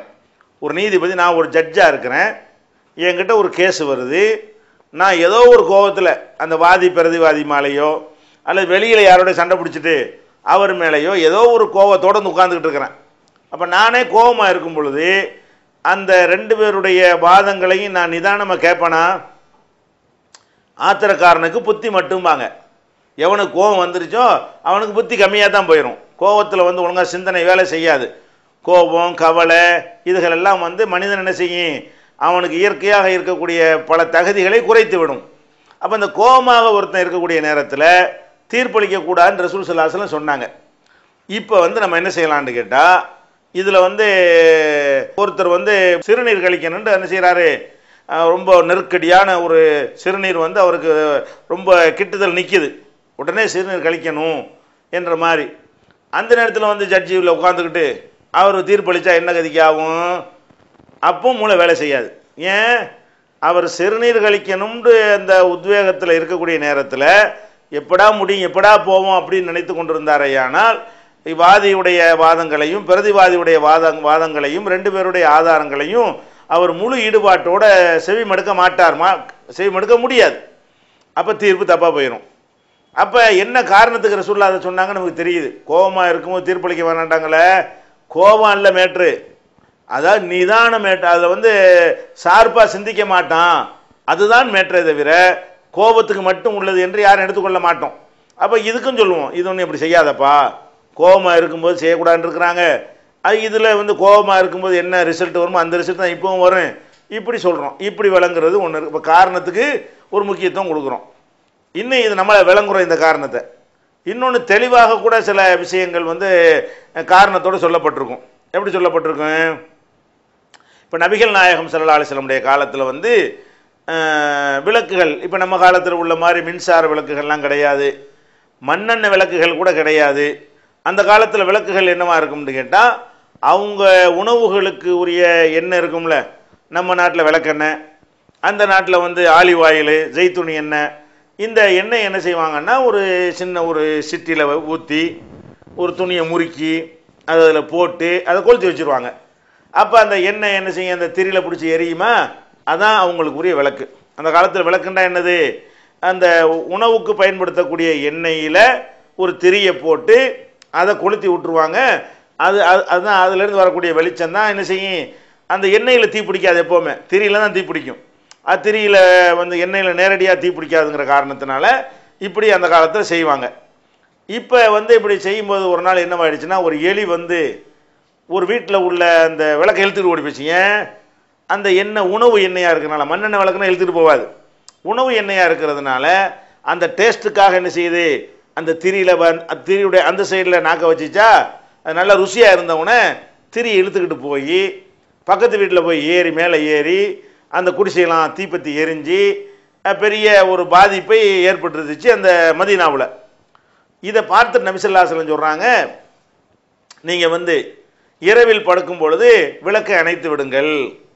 ஏனென்று சொன்னால் எலிகள் வந்து அதை இழுத்து சென்று வீட்டையே கொளுத்தி விடும், இப்படி சொன்னாங்க. அப்போ இரவுகளில் விளக்கு அணைத்து விடுங்கள் கட்டளை. இந்த கட்டளை வந்து விளக்கே வேணாங்கிறதுக்கான கட்டளையா, அதிலிருந்து ஏற்படுற ஒரு விளைவுக்கான கட்டளையா? விளைவுக்கான கட்டளை. என்ன விளைவு, அதாவது அது எலிகள் வந்து இழுத்துக்கிட்டு போய் வீடுகளையெல்லாம் கொளுத்தி விட்டுரும். நம்ம வீடை நம்ம காப்பாற்றுறதா இருந்தால் ராத்திரியில் படுக்கும்போது விளக்கெல்லாம் அணைச்சிட்டு படுங்கன்றாங்க. இப்போ நம்ம காலத்தில் வச்சுக்கிடுவோம், இப்போ நைட் லாம்பு பல்பு போடுறோம், வெளிச்சத்தில் படுக்கிறோம். இந்த பாதி எடுத்துக்கிட்டு விளக்கை ரசூலுல்லாஹ் அணைக்க சொன்னார்கள், லைட்டு போடுறது ஹராம்னு சொல்ல முடியுமா? அல்லது பிதஅத்துண்டா சொல்ல முடியுமா? குற்றம்டா சொல்ல முடியுமா? சிறந்தது இல்லைண்டா சொல்ல முடியுமா? விளக்கு ஒரு லைட்டு ஒரு வெளிச்சத்தோடு இருந்தால் நல்லது தான் சொல்ல போனால். பெரிய கேடு வர்றதுனால ரசூலுல்லாஹ் தடுத்தாங்களே தவிர இந்த நைட் லாம்பை வந்து எலி இழுத்துட்டு போயிருமா, ஏதாவது பாரதூரமான விளைவு ஏற்படுமா? அப்படி ஒரு நைட் லாம்பு எரிஞ்சுன்னு சொன்னால் நமக்கு பல வகைக்கு என்ன செய்யுது, திடீர்னு எந்திரிச்சு ஒரு பாத்ரூம் போகிறா இருந்தால் கூட வெளிச்சத்தில் வெளிச்சம் இருந்தால் நமக்கு நல்லது தானே, அது நன்மை தான் அது. அப்போ நம்ம வந்து அந்த ஹதீஸை வைத்துக்கொண்டு நைட்லாம் போடக்கூடாது யாராவது சொல்லுவோமா? சொல்ல மாட்டோம். விளக்கு அணைத்து விடுங்கள்னு சொன்னாங்க, வாஸ்தவம் தான். விளக்கு அணைத்து விடுங்கள்னு சும்மா சொன்னாங்களா, ஒரு காரணத்தையும் வச்சு சொன்னாங்களா? காரணத்தை வச்சு சொன்னாங்க. என்ன காரணம், இழுத்துக்கிட்டு போய் எலி வந்து குடிசையில் கொளுத்தி விட்டுரும், இது அவங்க சொன்ன காரணம். அப்போ எலிகள் வந்து குடிசையை கொளுத்தாது என்றால் விளக்கு வைக்கிறது மேட்ரு கிடையாது, விளக்கு வைக்கிறதே மேட்ரு கிடையாது, கொளுத்தி விடுறதா மேட்ரு. அப்போ நபி ஸல்லல்லாஹு அலைஹி வஸல்லம் ஒன்றை தடை செய்யும் பொழுது ஒரு ரீசன் சொல்லி இந்த ரீசனுக்காக நீங்கள் செய்யாதீங்கன்னு சொன்னாங்கன்னா, அப்போ இந்த விளக்கை விட முக்கியம் எது, எலி கொளுத்தி விடுறது. எலி கொளுத்தி விடுறதுன்னா நமக்கு டேஞ்சரை கேடு ஏற்படுறது, அதான் முக்கியமான விஷயம். இன்னும் சொல்ல போனால் இந்த ஹதீஸ்லேருந்து காரணத்தை மட்டும் நம்ம எடுத்துக்கொண்டு வேறு ஒன்று கூட இதை பொருத்த முடியும். இப்போ ராத்திரியில் நீங்கள் படுக்க போகிறீங்க, கேஸ் சிலிண்டரில் டீப்லாம் மாட்டி இருக்கிறது, அதை வந்து நீங்கள் மண்டையை கழட்டி வச்சுட்டு படுங்க அப்படின்னு நம்ம சொல்லலாம். இந்த காரணத்தை வச்சே சொல்லலாம். இந்த காரணத்தை இந்த விளக்கு அணைச்சிருங்கிற ஹதீஸை கொண்டு போய் கேஸு கூட பொருத்தலாம். ஏன், நம்ம அணைக்காமல் படுத்துட்டோம்னு சொன்னால் அந்த டீப்பை வந்து எலி கடித்து கேஸ் லீக் ஆகி வீட்டை வந்து தீ பிடிச்சிக்கிறோம், ஒரு கேடு ஏற்படும் சொல்லலாமா இல்லையா? எலிக்கு விளக்குக்கு சொன்னதை கேஸு கூட சொல்லலாம். ஏன், மேட்ரு விளக்கோ வெளிச்சமோ கிடையாது, மேட்ரு எது, அதனால் ஏற்படுற கேடு தான். இந்த ஒரு பேசிக்கை எப்போ என்ன செய்யணும் மனசில் வைத்து, பொதுவாக ரசூலுல்லாஹ் விளக்கு வைக்காதீர்கள்னு முட்டையாக சொன்னால் விளக்கு வைக்கக்கூடாது, இன்ன காரணத்துக்காக விளக்கு வைக்காதீர்கள்னு சொன்னால் அந்த காரணம் இல்லாட்டி விளக்கு வச்சுக்கலாம். இதுதான் இஸ்லாத்தினுடைய முக்கியமான ஒரு சட்ட விதிகளில் ஒரு விதி இது. இப்போ வந்து இந்த கரண்டைக்கு கீழே கணுக்காலை கீழே ஆடை அணிகிறத ரசூல் ஸல்லல்லாஹு அலைஹி வஸல்லம் தடுத்தாங்க. தடுத்தது ஒரு காரணத்தை சொல்லி தடுத்தார்களா, பொத்தாம் பொதுவாக தடுத்தார்களா என்று பார்த்தால் ஒரு காரணத்தை சொல்லி தான் தடுத்தார்கள். எப்படி சொல்றாங்க, மஞ்சர்ர சௌபஹு ஹுயலா, யார் ஒருவர் தன்னுடைய ஆடையை பெருமைக்காக வேண்டி தரையில் இழுபடும் விதமாக இழுத்து செல்கிறாரோ அவரை அல்லாஹ் பார்க்க மாட்டான். அப்போ ரசூல் ஸல்லல்லாஹு அலைஹி வஸல்லம் ஆடை கீழே இறங்குவது ஒரு மேட்டரா சொல்லலை. என்ன மேட்ரு சொல்றாங்க? இதை செய்யறது பெருமைக்காக இருக்கக்கூடாது, இறங்குறதே பெருமை தான் அப்படின்லாம் வாதம் பண்ண முடியாது. ஏன்? அபூபக்கர் ரலியல்லாஹு அன்ஹு அவர்கள் ரசூலுல்லாஹ் சொல்றாங்க, அல்லாஹ்வுடைய தூதரே, எனக்கு எப்படி போட்டாலும் கரண்டை கீழே தான் ஆடை இறங்கி போயிடுது அப்படின்னு அவர் சொல்றாரு. அப்ப ரசூல் ஸல்லல்லாஹு அலைஹி சொல்றாங்க, பெருமைக்கு செய்யறாள் நீ கிடையாது, உனக்கு ஆடை கணுக்காலு கீழே இறங்குதுன்னு சொன்னா நீ என்ன பெருமைக்க வேண்டி அப்படி செய்கிற, உனக்கு அந்த தன்மை கிடையாது அப்படிங்கிறாங்க. அப்ப நம்ம அந்த ஆடை கொஞ்சம் இறக்கமா இருப்பது பெருமையை காட்டி, எத்தனை ஆடை அழுக்கா போனாலும் கவலை இல்லை எனக்கு, நான் பணக்காரன், ஆடை சேறு சகதியில் புரட்டிக்கிட்டு போனாலும் இதெல்லாம் சாதாரண ஒரு விஷயம் என்று இந்த அரசியல்வாதி ஒரு ஜான் 2 ஜான் இழுத்துட்டு போறான் பாருங்களேன் வேணும்டே, அந்த மாதிரியாக அது பெருமை நல்லா தெரிகிறது. பெருமைக்காக வேண்டி செய்யக்கூடாது என்று சொன்னது ஒரு சாதாரணமாக செய்வதற்கு என்ன வராது, அது கட்டுப்படுத்தாது. இப்போ பேண்ட் போடுறார்கள்னா இதில் எல்லாரும் அப்படி தான் போடுறாங்க, அதில் என்ன பெருமை எங்கே வரப்போகுது, எல்லாரும் அப்படி தான் போடுறான். அது கொஞ்சம் அப்படி இறங்கி இருந்துச்சுன்னு சொன்னால் அதுதான் அதனுடைய அமைப்புன்னு ஒருத்தர் நினைத்து கொண்டாரையானால் அதில் ஒன்றும் பெருமை இல்லை. வேணா நம்ம கட்டும்போது பேணுதலுக்காக வேண்டி ஏன் இந்த கரண்டையை கணக்கு பண்ணியே தச்சிட்டு போனால் என்னன்ற தச்சிட்டா நல்லது, அது சிறந்தது ஒன்று வைங்களேன். ஆனால் ஒருத்தர் அதை மாதிரி கொஞ்சம் இறக்கமான ஒரு பேண்ட்டை வாங்கிட்டாரு, ரெடிமேடாக வாங்கிட்டாரு, அண்ணன் பேண்ட்டை கூட தம்பி போடுவார். நமக்கு தான் அண்ணன் சில வீடுகளில் என்ன செய்வாங்க, வசதி இல்லாதவங்க இருப்பாங்க, மூத்தவனுக்கு வாங்கினது சின்னவனுக்கு போடுவாங்க, போட்டால் கொஞ்சம் இறக்கமாக தான் இருக்கும். அதுக்கான தூக்கி தெருவில் போடணுமா வெட்டணும்னா வெட்டினா நல்லா இருக்காது. அது அந்த ஷேப்பில் செஞ்சது அப்படி இருந்தால் தான் அது யூஸ் ஆகும். இதெல்லாம் பெருமைக்கு செய்கிறதா? அட எங்கள் வீட்டில் ஒரு வீணாக போகக்கூடாது, அண்ணன் போட்டு நான் போட்டுட்டு இருக்கேன் பாண்டா, இதில் பெருமை எதுவும் வருமானா? இதில் பெருமை கிடையாது. அப்போ நம்ம என்ன கவனிக்கணும், ஆடையை கணுக்காலு கீழே இழுத்து செல்லாமல் நம்ம முயற்சி பண்ண வேண்டும். ஆனால் அது பெருமைக்காக செய்வதுதான் மார்க்கம் தடுக்கப்பட்டது. பேணுதலுக்காக வேண்டி அதையும் தவிர்த்து கொள்ளுங்க, அது ஒரு விஷயம். அப்போ இது பொதுவான, இது தொழுகையோட தொடர்புபடுத்தாமல் பொதுவாக சொல்லப்பட்ட ஒரு விஷயமா இருக்கிறதுனால இயன்ற வரைக்கும் கணுக்காலு கீழே வராமல் பார்த்து கொள்ளுங்கள். கண்டிப்பாக பெருமைக்கு இப்படி வராமல் பார்த்து கொள்ள வேண்டும். இயன்ற வரைக்கும் பேணுதலுக்கு நீங்கள் அப்படி பார்த்து கொள்ளலாம். ஆனால் கட்டாயம் தடை என்ன, குற்றம் எது வரும்? பெருமைக்கு இப்படி ஒருத்தன் செஞ்சால் குற்றம் வருமே தவிர பெருமைங்கிற நோக்கம் இல்லாமல் அந்த எனக்கு கரண்டு கீழே தான் வரணும், தரையில் இழுபட்டுக்கு தான் போகணும்லாம் பார்க்காம எவ்வளோ ரெடிமேடில் ஒரு பேண்ட்டை வாங்கிட்டு வரோம், மாட்டுறானா போயிட்டு இருக்கிறானா, இதை பற்றி திங்க் பண்ணாமல் போயிட்டு இருக்கிறானா, அல்ல வீட்டில் உள்ள ஏதாவது பேண்ட்டை போடுறானா, அந்த மாதிரியான ஒரு அடிப்படையில் ஒருத்தன் செய்து கொண்டானே. ஆனால் அதெல்லாம் இதில் வராது, இதில் வராது. ஏன்னு கேட்டால் காரணத்தை சொல்லி ரசூல் ஸல்லல்லாஹு அலைஹி வஸல்லம் தடுத்திருக்கிறாங்க. அஸ்ஸலாம். குர்ஆன்ல முபாஹலா சட்டம் இருக்கு.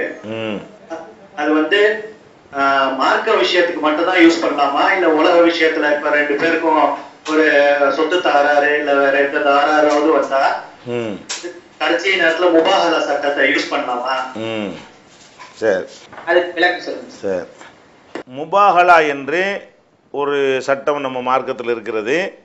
இந்த முபாஹலா என்பது மார்க்க விஷயத்திற்கு மட்டும் உள்ளதா, உலக விஷயங்களுக்கும் உள்ளதா அப்படின்னு கேள்வி கேட்குறாங்க. இதில் நீங்கள் என்ன பார்க்கணும்னு கேட்டால், இந்த முபாஹலா என்றால் என்னென்னா இறைஞ்சுதல். முபாஹலா என்று சொன்னால் ஒருவருக்கு எதிராக ஒருவர் அல்லாஹ்விடத்தில் இறைஞ்சுதல் அர்த்தம். முபாஹலான்னா கெஞ்சி பிரார்த்தனை செய்தல் அப்படின்னு அதுக்கு அர்த்தம். சத்தியம் செய்யறன்னு அர்த்தம் கிடையாது. முபாஹலான்றால் என்ன அர்த்தம்? ரொம்ப இறைந்து கெஞ்சி பிரார்த்தனை செய்தல் அப்படின்னு சொல்லி அதுக்கு அர்த்தம். இது நேரடி அர்த்தம் அதுவாக இருந்தாலும் முபாஹலாங்கிறது என்னன்னு கேட்டால், அன்றைக்கு இருந்த கிறிஸ்தவ மக்களுக்கும் நபி ஸல்லல்லாஹு அலைஹி வஸல்லத்துக்கு மத்தியில் பெரிய கொள்கை போர் நடக்கிறது. அவங்க ஈசா நபியை அல்லாஹ்வுடைய மகன்கிறாங்க, விவாதத்துக்கும் வரமாட்டேங்கிறாங்க. நம்ம அல்லாஹ்வுக்கு மகன் இருக்க முடியாதுன்னு நம்ம சொல்கிறோம். கடைசியாக என்ன சொல்கிறான் அல்லாஹ், இவர்கள் சொல்வது உண்மையாக இருந்தால் முகமது நபியை நீங்கள் கூப்பிடுங்க. அவங்கள எது கூப்பிடுங்க? அல்லாஹ்வுக்கு மகன் இருக்குங்கிறாங்கல்ல, அதை அவங்க சொல்லட்டும். நீங்கள் அல்லாஹ்வுக்கு மகன் இல்லைன்னு நீங்கள் சொல்லுங்கள். சொல்லிவிட்டு இதில் யார் பொய்யரோ அவர் மீது அல்லாஹ்வுடைய சாபம் உண்டாகட்டும்னு 2 பேரும் அல்லாஹ்ட்ட பிரார்த்தனை செய்வோம் என்று கூப்பிடுங்க. அப்படி கூப்பிடும் பொழுது நதுவ அபுனானா வ அபுனாக்கும், எங்கள் பிள்ளைகளை நாங்கள் கூப்பிடுவோம், உங்கள் பிள்ளைகளை நீங்கள் கூப்பிடுங்க. ஓ நிசா அனா ஓ நிசாக்கும், எங்கள் குடும்பத்து பெண்களை நாங்கள் கூப்பிடுறோம், உங்கள் குடும்பத்து பெண்களை நீங்கள் கூப்பிடுங்க. ஓ அம்புசனா ஓ அம்புசக்கும், நாங்கள் வர்றோம் நீங்கள் வாங்க. சும்ம நஜால் லானத்தல்லாஹி அலல் காதிபீன், பொய்யர்கள் மீது அல்லாஹ்வுடைய லானத்தை நம்ம கோருவோம் என்று நபியை நீங்கள் அழையுங்கள்னு அல்லாஹ் வந்து கேட்க சொன்னான். உடனே அன்றைக்கு இருந்த கிறிஸ்தவர்கள் வந்து இந்த அழைப்பை ஏற்றுக்கறல. ஏன்? கிறிஸ்தவர்களை பொறுத்த வரைக்கும் கிறிஸ்தவ மக்கள் வேறு, கிறிஸ்தவ மதகுருமார்கள் வேறு. கிறிஸ்தவ மக்களை பொறுத்த வரைக்கும் அவங்க வந்து தாங்கள் சொல்வது சரியான நம்பிக்கைன்னு மனசில் நம்புகிறாங்க. மதகுருமார்களை பொறுத்த வரைக்கும் அவங்க தவறாகத்தான் நம்புகிறோன்னு அவங்களுக்கே தெரியும். ஏன்? நம்ம பொய் சொல்லித்தான் செய்கிறோம், நம்மளை தக்க வச்சுக்கிறணும் என்பது அவங்களுக்கு ஒரு பாடமாகவே சொல்லித்தரப்ப மதகுருமார்களுக்கு அந்த மதத்தில் நம்பிக்கையே கிடையாது. ஏன்னா அவங்களுக்கு அப்படி பொய் சொல்லலாம், நம்ம மதத்தை வளர்க்கணும், இந்த மாதிரி எல்லாம் என்ன செய்கிறாங்க, அவங்க இயேசுநாதர் இதை சொல்லவே இல்லை, பவுல் தான் இதை சொன்னாருங்கிறதெல்லாம் அவங்க கிளாஸே நடத்துவாங்க. நடத்திட்டு இந்த செட்டப்பில் இருந்தால் தான் நமக்குன்னு ஒரு மத குருக்குள்ள மரியாதை இருக்கும், இதை நம்ம விட்டுறக்கூடாது என்றே அவங்க கிளாஸ் நடத்துனதுனால மத குருமார்கள் யாருக்குமே என்ன செய்யாது, இந்த காலம் வரைக்கும் அந்த மதத்தின் மீது எந்த ஒரு பிடிப்போ நம்பிக்கையோ இருக்காது. மக்கள்கிட்ட வந்து தலைமைத்துவத்துக்காக அப்படி சொல்லிக் கொள்வார்கள். அதனால இந்த மத குருமார்கள் வந்து முபாஹலாவுக்கு மாட்டேன்ட்டாங்க. அல்லாட்ட கேட்போம், வா நீ சொல்லு, அல்லாவுக்கு மகன் இருக்கிறான் நீ சொல்லு, சொல்லிவிட்டு இதில் நான் போய் சொன்னால் என் மீது சாபம் உண்டாகட்டும்னு சொல்லு, நீ அவ்வளோ கிறிஸ்துவ மத குருமார்களும் பொண்டாட்டி பிள்ளையோடவா, நாங்களே எங்கள் சமுதாய மக்கள் அத்தனை பேர் என்ன செய்கிறோம், பொண்டாட்டி பிள்ளையோட வர்றோம்னு ஒட்டுமொத்த சமுதாயத்துக்கு சமுதாயம். இது ரசூல்லா மட்டும் கூப்பிட்டது கிடையாது, ரசூல்லா முஸ்லீம்களுக்கும் கிறிஸ்தவர்களுக்குமான ஒரு அழைப்புங்கும் போது அதனுடைய லீடர்ஸும் இதனுடைய லீடர்ஸுகளும் தான் அதில் வரணும். அந்த மாதிரி அழைப்பு கொடுத்தாங்க, அவங்க வரலை, கிறிஸ்தவர்கள் வரலை. இந்த வசனத்தை வைத்து என்ன செய்வாங்கன்னு கேட்டால், இது ஒரு கொள்கைக்கு தானே இது நடந்துச்சு, அழைப்பு கொடுக்கப்பட்டுச்சு, கொள்கை ரீதியாக நான் சொல்றது சரியா நீ சொல்றது சரியாங்கிறதுக்கு தான் இதை செய்யணுமே தவிர பொதுவாக செய்யக்கூடாதுன்றது சம்பவத்தை வைத்துக்கொண்டு என்ன செய்கிறாங்க, சில பேர் ஆர்கியூமெண்ட் பண்ணுறாங்க. அது தப்பு. ஏன்னு கேட்டால் நான் ஏற்கனவே சொல்லியிருக்கிறேன், ஒரு சம்பவத்தை வைத்து கொள்வதை விட அதில் சொல்லப்பட்டிருக்கிற காரணங்கள் தான் முக்கியமானது. காரணம் என்ன? நஜால் லானத்தல்லாஹி அலல் காதிபீன். குர்ஆனில் உள்ள அநேக சட்டங்கள் வந்து ஒரு குறிப்பிட்ட சம்பவத்துக்காகத்தான் அது வந்து இறங்கி இருக்கும். அந்த சம்பவத்தோடு அது முடிஞ்சிருமான்னா முடியாது. அது இறங்குனது ஒரு சம்பவத்துக்காக இருந்தாலும் அதனுடைய கருத்து, அதில் சொல்லக்கூடிய சட்டத்திட்டங்கள் வந்து கியாம நாள் வரைக்கும் என்ன செய்யும், அது இருந்து கொண்டே இருக்கும். அந்த ஒரு அடிப்படையில் இதில் என்ன சொல்லப்படுது, அவங்க ஒரு கொள்கை சொல்கிறாங்க, இவங்க ஒரு கொள்கை சொல்கிறாங்களா, அதில் கான்செப்ட் என்ன வருதுன்னு கேட்டால், அது முடிக்கும்போது நஜ்அல் லானத்தல்லாஹி அலல் காதிபீன், பொய்யர்கள் மீது அல்லாஹ்வுடைய சாபத்தை நம்ம வேண்டுவோம், யார் பொய் சொல்லுகிறார்களோ அவர்கள் மீது அல்லாஹ்வுடைய சாபத்தை வேண்டுவோம்னு அந்த காரணத்தை அல்லாஹ் அங்கே அந்த நிலைநாட்டுகிறான். அப்போ இது யார் பொய்யர் யார் மெய்யர் என்கிற எல்லா மேற்றுக்கும் பொருந்தக்கூடிய சம்பவம் அதுக்காக உள்ளதாக இருந்தாலும், ஒரு சம்பவம் எதுக்கு உள்ளதை உதாரணமாக எடுத்துக்கொண்டோமே ஆனால், ஒரு ஓரினை சேர்க்கையில் உள்ளது அல்லாஹ் வந்து என்ன செய்கிறான், கடுமையாக கண்டித்து சொல்கிறான். உடனே ஒருத்தர் என்ன சொல்கிறாரு, இது ஓரினை சேர்க்கைங்கிறது எங்களுக்கு உள்ளது இல்லை, அது லூத்து நபி காலத்து சமுதாயத்துக்கு சொன்னது, எங்களை அது கட்டுப்படுத்தான்னு சொல்ல முடியுமா? சொல்ல முடியாது. ஒரு செயல் தான் அங்கே முக்கியமானதை தவிர அது எது முக்கியம் இல்லை, எதுக்காக அது இறங்குனது, எந்த சம்பவத்துக்காக இறங்குனதுங்கிறது அது வந்து அது முழு அர்த்தத்தை தருவதற்கு நம்ம பயன்படுத்தக்கூடாது. ஒரு சம்பவத்துக்கு இறங்குனுச்சுன்னா அந்த சம்பவத்துக்கு உள்ளது தான், அதுக்கு மட்டும் உள்ளதானே கிடையாது. அந்த மாதிரி ஒரு அடிப்படையில் பொய்யர்கள் மீது அல்லாஹ்வுடைய சாபத்தை கேட்கறது என்பது வந்து அது வந்து மார்க்கத்தில் உள்ளது தான். இன்னொன்று என்னென்னு கேட்டால், நீங்கள் நல்லா கவனிக்கணும், இதில் மார்க்க அடிப்படையில் தான் முபாகலை செய்யணும் அப்படின்னு சொன்னால் இது அன்னைக்கு இருந்த கிறிஸ்தவர்களுக்கும் இவங்களுக்கும் சரியாக வந்துடும். ஆனால் பொதுவாக வந்து அல்லாவே ஒழுங்காக நம்பாதவனாக இருந்தப்போ இந்துக்களோட நம்ம பேசுகிறோம், உங்களுக்கும் சரியா எங்களுக்கும் சரியான்னு சொல்லி அல்லாவுடைய லானத்தை கேட்போன்னா அவன் என்ன செய்வான், தாராளமாக வந்துடும். ஏன்? அவனுக்கு அல்லாவே கிடையாது, அது நம்புறவனுக்கு தானே. இதெல்லாம் யாருக்கு நம்பணும்? முதல்ல அவன் அல்லாவே நம்புனா தான் ரெண்டு பேரும் போய் அல்லாட்ட போய் கெஞ்சுவான். அவன் தன்னுடைய கடவுள் வேறன்னு நினச்சிக்கிட்டு இருக்கிறான், நீங்கள் உங்களுடைய கடவுள் வேறன்னு சொல்லிட்டு இருக்கிறீங்க. உங்களுக்கு இந்துக்களுக்கும் கொள்கையில் ரீதியாக என்ன செய்கிறது, ஒரு தகராறு வந்துருச்சு. அவன் என்ன செய்வான், அல்லாவுடைய சாபத்தை கேட்போம்னா அவன் தான் அல்லாவே இல்லைன்னு நினச்சிக்கிட்டு இருக்கிறான். அவன் இப்படி இதுக்கு வருவான்? முதல்ல முபால் நடக்க வாய்ப்பு இருக்குதா? வேறு மதத்தவர்கள்ட்ட அன்றைக்கு அரபுகளாக இருந்ததுனாலையும் அன்றைய கிறிஸ்தவர்கள் இஸ்லாமிய தொடர்பு இருந்ததுனாலையும் அந்த அழைப்பு விட முடிஞ்சே தவிர, இன்னைக்கு போய் கேட்டோம்னா எங்கள் அல்லா வேற உங்கள் கருத்தர் வேறன்ட்டு போயிடுவான். வணங்குதா? இன்னைக்கு அப்படியான ஒரு நிலைமையை நம்ம பார்க்குறோம். அப்போ இது யாருக்கு தான் இனிமேல் சாத்தியமாகும்னு கேட்டால், இந்த அல்லாண்டா யாரு லானத்துண்டா என்னன்னு பயந்து நம்புறானே அவனுக்கு தான் அது வந்து ஒர்க் அவுட் ஆகும். இந்த முபாலாங்கிறத யாருக்கு தான் இனிமேல் ஒர்க் அவுட் ஆகும்? இந்த கொள்கை ரீதியாக உள்ளதுக்கெல்லாம் கேட்டால் தீக்கா கரண்ட்டை போய் அல்லாட்ட போய் கேட்போம், லானத்துக்கு அப்புறம் அதான் அல்ல இல்லைங்கிற என்ன லானத்து கேட்க போகிறேன்னு சொல்ல மாட்டான். அவனை முபாலா கூப்பிட முடியுமா? கூப்பிட முடியாது. முபாலா கூப்பிட்றா இருந்தாலும் எது கூப்பிட முடியும்? இந்த எவன் அதை நம்புகிறான்னு அவர்களுக்கு மத்தியில் தான் கூப்பிட முடியும். அதெல்லாம் வச்சு பார்க்கக்கூடிய நேரத்தில் ஒருத்தர் வந்து ஒரு கொடுக்கல் வாங்கலோ ஒரு ஏதோ ஒரு விஷயத்துலையோ பிரச்சனை வருது, இவர்கிட்டையும் ஆதாரம் இல்லை அவர்கிட்டையும் ஆதாரம் இல்லை. அப்போ கூட என்ன செய்கிறோம்? அப்போ ஒரு பழி சொல்கிறான், இவன்கிட்ட ஆதாரம் இல்லை அவன்கிட்ட ஆதாரம் இல்லை. அப்போ என்ன செய்யணும்? அப்போ அந்த இடத்துல லானத்து கேட்கக்கூடியது இருக்குத்தான் செய்யுது. இன்னும் சொல்ல போனால் இதுக்கு ரிலேட்டிவாக நம்ம ஒன்றை சொல்லலாம். இதில் லானத்தை கேட்கறது தான் இதில் உள்ள மேட்ரு. இப்போ நஜால் லானத்தல்லாஹி அலல் காதிபீன், பொய்யர்கள் மீது லானத்து உண்டாகட்டும், இதான மேட்ரு. முபாலாங்கிற சொல்ல விட்டுருவோம். அல்லாஹ்வுடைய லானத்தை கோருதல் தான் அதில் இருக்கிறது. அடுத்த இதே மாதிரி இப்போ கணவன் மனைவிக்கு ஒரு பிரச்சனை வருது. என்ன பிரச்சனை வருது? கணவன் சந்தோஷமாக வாழ்ந்துக்கிட்டு இருக்கிறாங்க. கணவன் என்ன செய்கிறான்? மனைவியுடைய நடத்தையின் மீது ஒரு பழி சுமத்துக்கிறான். பழின்னா சும்மா மேலோட்டமான பழி இல்லை, தப்பாக நடந்தான்னு சொல்லி பழி சுமத்துறான். சாட்சிலாம் கிடையாது, இந்த இவனோட அவ சேர்ந்துருந்தா நான் பார்த்தேன் அப்படின்னு என்ன செய்கிறான்? நேரடியான ஒரு பழியை சுமத்துக்கிறான். அப்போ வந்து அவன் சாட்சியை கொண்டு வர முடியுமா? கொண்டு வர முடியாது. ஏன்னா வீட்டுக்கு போகிறான், அந்த மாதிரி ஒரு காட்சியை பார்த்துட்றான். அப்போ அவனை பொறுத்த வரைக்கும் அது உண்மை. ஆனால் உலகத்தில் அதை நிரூபிக்கிறதுக்கு என்ன வேணும்னு நம்ம வச்சுருக்கிறோம் சட்டம், 4 சாட்சி வேணுங்கிறோம். ஒரு பெண்ணை அந்த மாதிரி நீங்கள் ஒரு அந்நிய பெண்ணை நீங்கள் பார்த்துட்டீங்கன்னு வைங்க, நீங்கள் ஒரு ஆள் போய் சொன்னீங்கன்னா தண்டிக்க மாட்டாங்க, உங்களை தான் தண்டிப்பாங்க. ஏன்?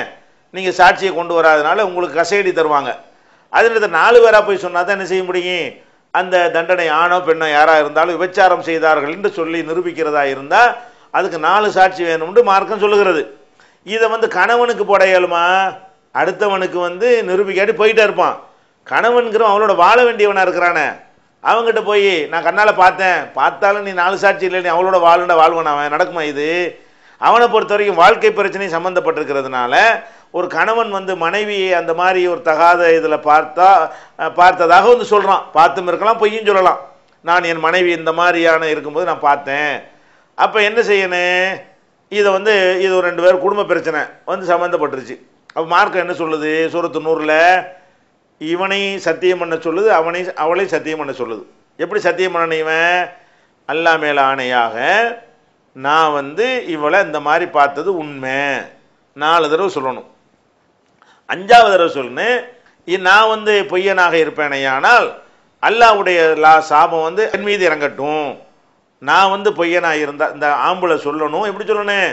4 தடவை சத்தியம் பண்ணி நான் சொல்கிறது உண்மை, நான் சொல்கிறது உண்மை, நான் சொல்கிறது உண்மைன்னு சொல்லி இது அல்லாஹ் மேலே ஆணைன்னு 4 தடவை சொல்லணுமா. 5வது தடவை என்ன செய்யணுமா?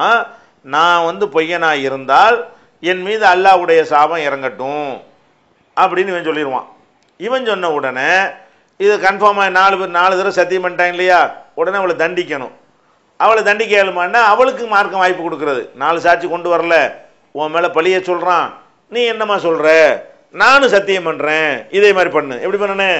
அல்லாஹ் மேலே ஆணையா நான் அந்த மாதிரியான தொடர்பு வச்சுக்கிறல, தப்பு போய் சொல்கிறாரு, நான் சொல்கிறதா உண்மை என்று என்ன செய்யணும்? அவளும் 4 தடவை சொல்லிவிட்டு நான் வந்து பொய் சொன்னேனால் என் மீது அல்லாஹ்வுடைய சாபம் உண்டாகட்டும்னு அவளும் சொல்லணும். அப்போ வந்து பொய்யர்கள் மீது அல்லாஹ்வுடைய சாபம் உண்டாகட்டும். இது சூரத்து நூறில் அல்லாஹ் என்ன செய்கிறான்? வந்து உள்ளதீன எர்மூன அஸ்வாஜகும், யார் தங்கள் மனைவியின் மீது பழி சுமத்துகிறார்களோ, உலம் யகுல்லஹும் சுஹதாவு இல்லா அம்புசுகும், அவங்களை தவிர அவர்களுக்கு வேற சாட்சியே இல்லையோ, இப்போ ஷஹாதத்து அகதியும் அர்பா ஷஹாதாத்தின் பில்லா, அவர்கள் வந்து ஒருத்தர் வந்து 4 தடவை சாட்சி சொல்லிவிட்டு 5வது தடவை சாபத்தை கோர வேண்டும். அப்போ முஸ்லீம்களுக்குள்ள இந்த மாதிரி நாசமாக யார் பொய்யரோ, முஸ்லீம்னு குறிப்பிட்டு தானே சாபம் கூடாதுன்னு சொல்லலாம். எவன் பொய்யன் அவன் மீது சாபம் உண்டாகட்டும்னு கேட்கலாமான்னா அப்படித்தான் கேட்கணும்னு மார்க்கம் சொல்லுது. 2 பேருக்கு பஞ்சாயத்து வரும் பொழுது இவனு என் மேலே சாபம் உண்டாகட்டும் அவளும் சாபம் உண்டாகட்டும்னு கேட்ட பிறகு அந்த நிமிஷத்தோடு அவங்க என்ன செஞ்சிருவாங்க? கணவன் மனைவிங்கிறதுல பிரிஞ்சு விடுவார்கள்.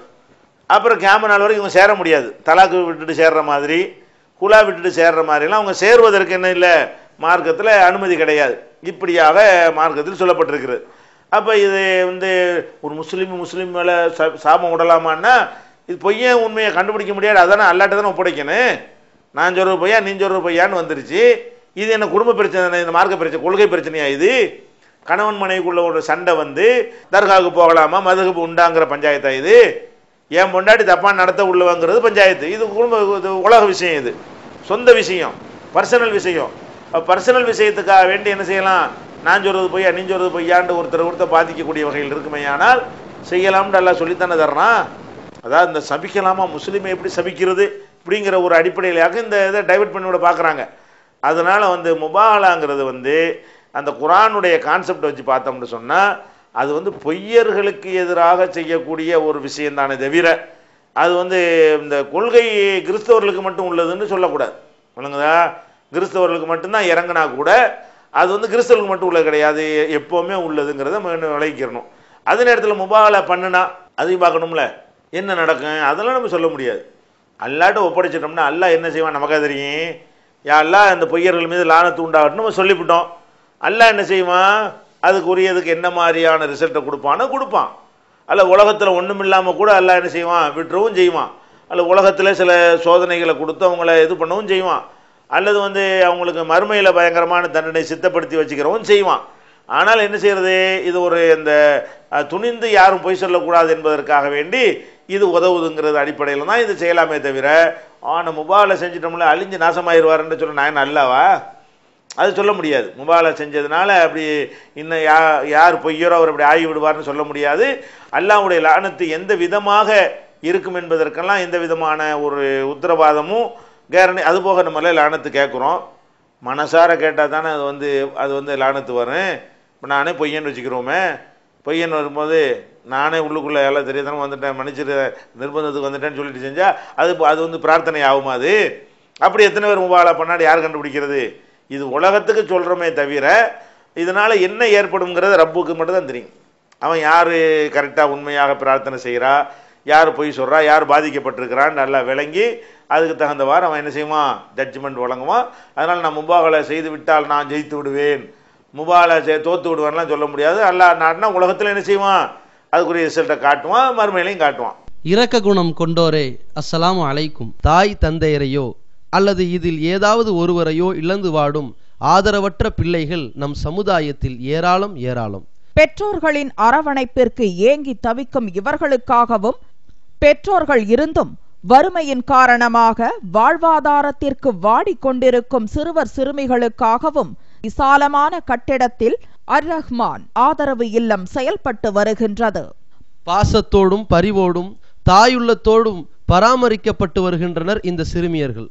மார்க்க வழிகாட்டுதலுடனும் ஒழுக்க மாண்போடும் நடத்தப்பட்டு வரும் இந்த ஆதரவு இல்லம் உணவு உடை உள்ளிட்ட அனைத்தும் முற்றிலும் இலவசமாகவே வழங்கப்பட்டு வருகிறது. ஒரு சிறுமிக்காக ஒரு மாதத்திற்கு 4000 ரூபாய் செலவாகிறது. ஒரு சிறுமிக்கு ஆண்டுதோறும் ரூபாய் 48,000 செலவாகிறது. நானும் அனாதையின் காப்பாளரும் சொர்க்கத்தில் இணைந்திருப்போம் என அல்லாஹ்வின் தூதர் ஸல்லல்லாஹு அலைஹி வஸல்லம் கூறியுள்ளார்கள்.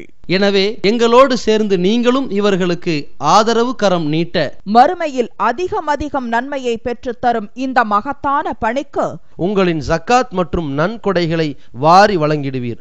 உங்களது நன்கொடைகளை டிடியாகவோ செக்காகவோ மணி ஆர்டராகவோ அனுப்பலாம். டிடி அனுப்புபவர்கள் தமிழ்நாடு தௌஹீத் ஜமாஅத் வங்கி கணக்கு எண் 7882748827 இந்தியன் வங்கி மண்ணடி கிளை என்ற பெயரில் எடுத்து அனுப்ப வேண்டிய முகவரி தமிழ்நாடு தௌஹீத் ஜமாஅத் மாநில தலைமையகம் 30 அரண்மனைக்காரன் தெரு மண்ணடி சென்னை 1. என்னுடைய கேள்வி இந்த மேராஜ் பயணத்தை பத்தி ஒரு கேள்வி. இது மக்காவுல இருக்கும்போது அந்த சம்பவம் நடந்திருக்கு. அது ரசூலுல்லா பிறந்த தேதியும் பிறந்த மாசத்தையும் வருஷத்தையும் அறிஞர்கள் குறிப்பிட்டாங்க. இந்த மெஹராஜுடைய பயணத்தை மட்டும் ஏன் குறிப்பிடல? ஏன்னா அவங்க மக்காவுல இருக்கிற காலத்துல நடக்கப்பட்டிருக்கு. இந்த மாசத்தையும் வருஷத்தையும் அவங்க குறிப்பிட்டு சொல்லல. இதுக்கு ஏதாவது விளக்கம் கொடுங்க. அதே மாதிரி அல்லாஹ் சுப்ஹானஹு குர்ஆன்ல சொல்லியிருக்கான், தனது அடியானை ஒரு இரவில் மஸ்ஜித் ஹராம் இருந்து மஸ்ஜித் அக்ஸா வரை ஒரு இரவில் காமிச்சதாக அல்லாஹ் குர்ஆன்ல சொல்றான். அதனால இது ஒரு இரவில் மட்டும்தான் செஞ்சாங்களா, இல்ல இது பல இரவுல அல்லாஹ் அழைச்சிட்டு போய் காமிச்சாங்க? இதுக்கு நீங்க விளக்கம் கொடுங்க. இவங்க என்ன கேட்குறாங்கன்னா, இப்போ ரசூல் ஸல்லல்லாஹு அலைஹி வஸல்லம் அவர்கள் மேராஜ் என்ற விண்வெளி பயணம் போனார்கள் என்று நம்ம நம்புகிறோம். அவங்களுடைய வரலாறுல எல்லாமே பாதுகாக்கப்பட்டிருக்கும் பொழுது மேராஜுக்கு போனார்கள் என்கிறது எந்த மாதம் எந்த ஆண்டு எந்த தேதியில் போனார்கள் என்று ஏன் நமக்கு வந்து பதிவு செய்யப்படலை என்று ஒரு கேள்வி கேட்குறாரு. அடுத்து என்ன கேட்குறாருன்னா, இது ஒரு இரவில் அழைத்து சென்றார் சொல்கிறானே, இது ஒரு தடவை நடந்துச்சா பல தடவை ரசூல் ஸல்லல்லாஹு அலைஹி வஸல்லம் அவர்களை அல்லாஹ் வந்து மேராஜுக்கு அழைத்து சென்றானா? இப்படி ரெண்டு விஷயத்தை கேட்டிருக்காங்க. இதில் என்னென்னா, இதில் ஒரு குழப்பமே கிடையாது. நபிகள் நாயகம் ஸல்லல்லாஹு அலைஹி வஸல்லம் அவருடைய வரலாறு சம்மந்தப்பட்டதில் எல்லாமே பாதுகாக்கப்பட்டிருக்குன்னு சொல்கிறோம்ல, அதுக்கு அர்த்தம் என்னன்னு கேட்டால் எல்லாம் பாதுகாக்கப்பட்டுச்சுன்னு அர்த்தம் கிடையாது. அதுக்கு அர்த்தம் என்ன, எது இபாதத்தோடு சம்பந்தப்பட்டிருக்கிறதோ அவை தான் பாதுகாக்கப்பட்டிருக்கிறது. இப்போ ரசூல் ஸல்லல்லாஹு அலைஹி வஸல்லம் அவர்கள் பிறந்த தேதியெல்லாம் பாதுகாக்கப்பட்டிருக்குன்னு சொன்னீங்கல்ல, பிறந்த தேதியெல்லாம் பாதுகாக்கப்படவே இல்லை. அவர்கள் என்னைக்கு பிறந்தார்கள் என்பதற்கு என்ன இல்லை, ஒரு தெளிவான ஒரு ரெக்கார்டெலாம் கிடையவே கிடையாது. அதே மாதிரி வந்து மேராஜெலாம் பொறுத்த வரைக்கும் ரசூல் ஸல்லல்லாஹு அலைஹி வஸல்லம் விண்வெளி பயணம் போனாங்க, போயிட்டு வந்தாங்க, வந்துட்டு மக்கள்கிட்ட சொன்னாங்க போனேன்ட்டு, இவ்வளோ தான் அதில் இருக்குது. இந்த மேராஜை ஒரு கொண்டாட்டத்துக்குரிய ஒரு நாளாக ஆக்கி வருஷம் கொண்டாடணும், அதுக்கு நோன்பு வைக்கணும், அதுக்குன்னு தொழுகை வைக்கணும்னு சொல்லி ஏற்படுத்திட்டு போயிருப்பார்களே, ஆனால் அப்போ அது பாதுகாக்கப்பட்டிருக்கும். அது நம்புவதற்குரிய விஷயம்னா நம்பி கொண்டார்களே தவிர தேதி இதெல்லாம் முக்கியமானது. தேதியை பாதுகாக்கிற தேவையாக இருந்தானே பாதுகாக்கணும். என்னைக்கு போனாங்கங்கிறது அந்த தேதியை தெரிஞ்சு என்ன ஆக போகுது, அந்த தேதியில் ஒரு வணக்கம் இருக்கா, அந்த தேதிக்குன்னு ஒரு தொழுகை இருக்குதா, அப்படி என்னமாவது மார்க்கத்தில் ஜாயிண்ட் பண்ணி இருந்தால் அது பாதுகாக்கப்படும். இப்போ இன்னும் நிறைய உங்களுக்கு சொல்கிறேன் கேளுங்களேன். இப்போ வந்து ஃபாத்திமா ரலியல்லாஹு அன்ஹா ரசூலுல்லாஹ்வுடைய மகள், அவங்க வந்து பெண்கள் மாதிரி எல்லா பெண்களைப் போல் அவங்களும் பருவம் அடைந்திருப்பார்கள். எப்போ பருவம் அடைஞ்சாங்கன்னு எடுத்து பார்க்க சொல்லுங்கள் யார்ட்டையாவது, யாருக்கும் தெரியாது. ஆனால் பருவம் அடையலைன்னு சொல்ல முடியுமா? அவங்க பருவ வயது அடைந்திருக்கிறார்கள். பருவம் அடைந்தது எப்போன்னு கேட்டிங்கன்னா, ரசூலுல்லாஹ்வுடைய பெத்த மகளுடைய வரலாறாக இருந்தால் கூட அவங்க என்னைக்கு வந்து பருவம் அடைஞ்சாங்கன்னு தெரியல, எந்த புக்கிலையும் கிடையாது. அதனால் ஏன் கிடையாதுன்னா, அதை ஒரு ஃபங்க்ஷனாவது ஒரு விழாவாக்கி மக்களுக்கெல்லாம் சொல்லி இருந்தால் எல்லாருக்கும் தெரிஞ்சிருக்கும். அது காதும் வச்ச மாதிரி நினைஞ்சிட்டாங்க, வீட்டுக்குள்ளே உள்ள விஷயமா இருந்தனால யாருக்கும் தேதி தெரியலை. ரசூலுல்லாஹ்வுடைய பேர பிள்ளைகளுக்கு சுன்னத்து பண்ணுறது ஹசன் ஹுசைனுக்கு பண்ணியிருப்பாங்கல்ல, ஆம்பளை பிள்ளைனா சுன்னத்து பண்ணி தானே இருப்பாங்க. எப்போ பண்ணாங்க, யார்கிட்டயா கேளுங்க பார்ப்போம், யாரும் சொல்ல இயலாது. ஏன், அதை ஒரு டிக்ளேர் பண்ணி ஒரு விளம்பரப்படுத்தி ஒரு விழாவாக நடத்தியிருந்தால் தானே தெரியும். அப்போ எதெல்லாம் ஒரு விழாவாக்கி எல்லாருக்கும் சொல்லி செய்கிறாங்களோ அதில் தான் தேதிகள் எப்போவுமே தெரியும். மற்றதுலாம் மேட்ரு தான் முக்கியம். இப்போ லொஹருக்கு உதாரணம், லொஹருக்கு வந்து சுபுவுக்கு முன்னாடி 2 ரக்காத் தொழுதார்கள்னு வருது. எந்த தேதியில் தொழுது அவங்களுக்கு என்னங்கிறேன், தொழுதாங்கன்னா தொழுதுட்டு போயிட வேண்டிய, அதில் தேதி நமக்கு முக்கியமா? அதுக்கு தான் தேதி இல்லை. இப்போ ரசூல் ஸல்லல்லாஹு அலைஹி வஸல்லம் அவர்கள் ஒரு நாள் தொழுதார்கள், சலாம் கொடுத்தார்கள், 2 ரக்காத்தில் சலாம் கொடுத்து விட்டார்கள்னு செய்தி இருக்குது. எந்த தேதியில் அது இல்லையே, தேதி பாதுகாக்கப்படலை, செய்தி பாதுகாக்கப்படுது. 1-2 விஷயங்களுக்கு தான் தேதி பாதுகாக்கப்படும். அதனால வந்து ரசூல் ஸல்லல்லாஹு அலைஹி வஸல்லம் 4 ரக்காத் தொழுகையை 2 ரக்காத் தொழுதாங்க, அவ்வளவு நமக்கு போதும் என்றால் அதைத்தான் எல்லாம் பாதுகாப்பானே தவிர அது எந்த மாதம் எந்த தேதி என்பதையெல்லாம் பாதுகாக்க வேண்டிய அவசியம் கிடையாது. அல்லாஹ் எதுக்கும் பாதுகாக்கலை. மார்க்கத்தில் உள்ள 99% விஷயங்கள் வந்து நாலு டேட்டு டயத்தோடு பாதுகாக்கப்படவே இல்லை. கையை உயர்த்தினார்கள், எந்த நாளுக்கு தேதியை சொல்லி பார்ப்போம் என்று யாரும் கேட்டது கிடையாது. ஏன், தேதி முக்கியமா கையை உயர்த்துறது முக்கியமா? அதான் மேட்ரு. அதே மாதிரி மறந்து விட்டால் எப்படி நடக்கணுங்கிற சட்டம் முக்கியமா, தேதி முக்கியமா? சட்டம் தான் முக்கியம் அப்படின்னு நினைத்த காரணத்தினால தான் சஹாபாக்கள் வந்து இந்த விஷயங்களை எல்லாம் ஒரு முக்கியத்துவம் கொடுத்து மனசில் ஏற்றி கொள்ளவில்லை. தேதியோடு சேர்த்து மக்களுக்கு அவங்க சொல்லவில்லை. ஆனால் ஒரு தேதியில் தான் நடந்திருக்கும். இது எல்லாமே ஒரு தேதியில் தான் நடந்திருக்கும். இன்னும் சொல்ல போனால் தேதிகளை யாவும் வைத்துக் கொள்வதற்கு மூளைக்கு நீங்கள் இடம் கொடுத்தீங்கன்னு சொன்னால் மெசேஜ்களுக்கு இடம் இல்லாமல் போயிடும். மூளை ஒரு கெப்பாசிட்டி தான் தாங்க. தேதிகளை எல்லாம் யாவப்படுத்தி வைத்துக் கொள்வது என்பது வந்து ரொம்ப கஷ்டமானது. பெண்களுக்கு மட்டும்தான் அது கொஞ்சம் சாத்தியமாகுமே தவிர ஆம்பளைகளுக்கு வந்து அந்த மாதிரி தேதி வாரியாவெல்லாம் ஒன்றுமே சொல்ல இயலாது. பொம்பளைகிட்ட கேளுங்க, கரெக்டாக சொல்லுவாங்க. தாத்தா காலத்துலேருந்து ஆரம்பித்து நம்ம காலம் வரைக்கும் என்ன செய்வாங்க, வருஷம் என்ன மாதம் யார் பிள்ளை பத்தா எத்தனை எல்லாம் கரெக்டாக சொல்லுவாங்க. ஆம்பளைக்கு தெரியுமானே தெரியாது. இப்போ ஆண்களுடைய தன்மை எப்படி இருக்குன்னு கேட்டால், இந்த தேதிகள் போக்குவரத்தை எல்லாம் நினைவில் வைத்துக் கொள்வதில் பலவீனர்களாக ஆண்கள் இருக்கிறார்கள். தேவையானதுக்கு மட்டும்தான் வச்சுக்கிறோமா. அவனுடைய கல்யாண தேதி வச்சுருப்பான், அவனுடைய புள்ள பிறந்த தேதியை வேணா அது ஒரு திருப்பி சர்டிஃபிகேட்டில் பார்த்ததுனால ஏன் வச்சுருப்பானே தவிர அவன் வாழ்க்கையில் இருந்து அத்தனைக்கும் தேதியெல்லாம் வச்சுருக்கக்கூடிய ரொம்ப ரொம்ப குறைவாக இருப்பார்கள். அது மாதிரி தான் மார்க்கத்திலையும் ரசூல் ஸல்லல்லாஹு அலைஹி வஸல்லம் ஃபாலோ பண்ண முன்மாதிரி நல்லா சொல்லிட்டான். அவங்க எப்படி இருந்தால் அதே மாதிரி செஞ்சுட்டு போகணுமே தவிர எந்த தேதியில் இருந்தார்கள் என்பது நமக்கு தேவையற்ற விஷயம். அதனால் அது பாதுகாக்கப்படலை. அது மாதிரி மேராஜ் என்பது வந்து கனவு மூலமாக ரசூல் ஸல்லல்லாஹு அலைஹி வஸல்லம் அவர்கள் வந்து பல தடவை நினைஞ்சிருக்கிறாங்க அந்த சொர்க்கத்துக்கு போகிற மாதிரி அது மாதிரிலாம் கண்டிருக்கிறார்கள். அது பல முறை நடந்திருந்தாலும் இந்த பூத உடலோடு சென்றது என்பது இந்த ஒரு தடவை தான். ஏன்னா ஒரு இரவில் இறைவன் அழைத்து சென்றான்னு வருது பாருங்களேன், அது ஒரு தடவை தான் நடந்திருக்கிறது. பைத்துல் முகத்தஸ் வரைக்கும் போனதை பற்றி தான் அந்த வசனம் கூட சொல்லுகிறது. அங்கிருந்து விண்ணுலகத்துக்கு ஏறி சென்றது வந்து ஹதீஸ்கள் மூலமாக நிரூபணம் செய்யப்பட்டிருக்கிறது. அதனால வந்து ஒரு தடவை தான் அப்படி பூதங்களோடு போயிருக்கிறாங்க.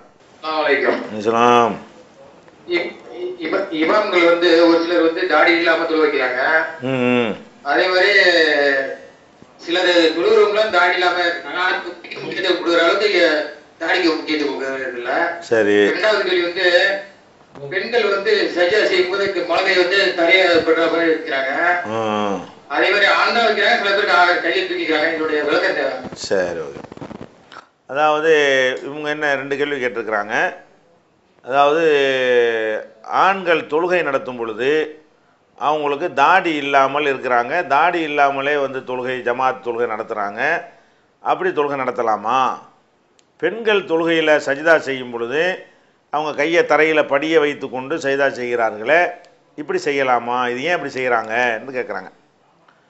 தாடியை பொறுத்த வரைக்கும் அது வந்து வலியுறுத்தப்பட்ட ஒரு சுன்னத்.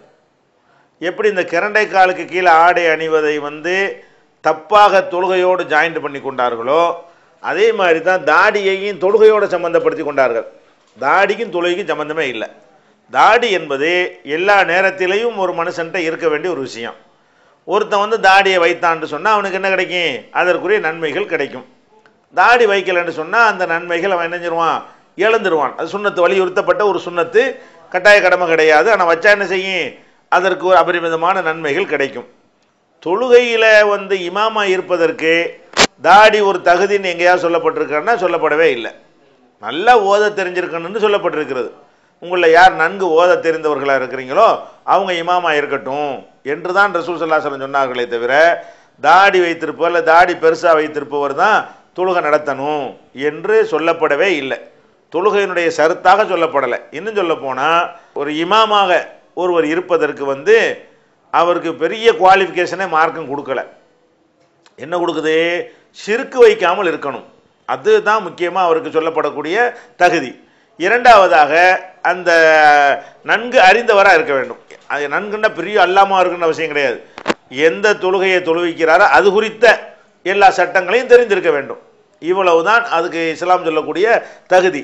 இதை தாண்டி அவருக்கு பயங்கரமான தகுதிகள்லாம் போட்டிங்கன்னு வைங்களேன், எந்த பாவமும் அவர் செய்யக்கூடாது, ஒரு குற்றமும் இருக்கக்கூடாது, ரிமார்க்கே வந்திருக்கக்கூடாது, இப்படியெல்லாம் போட்டிங்கன்னு வைங்களேன், உலகத்தில் யாருமே இமாமா இருக்க முடியாது.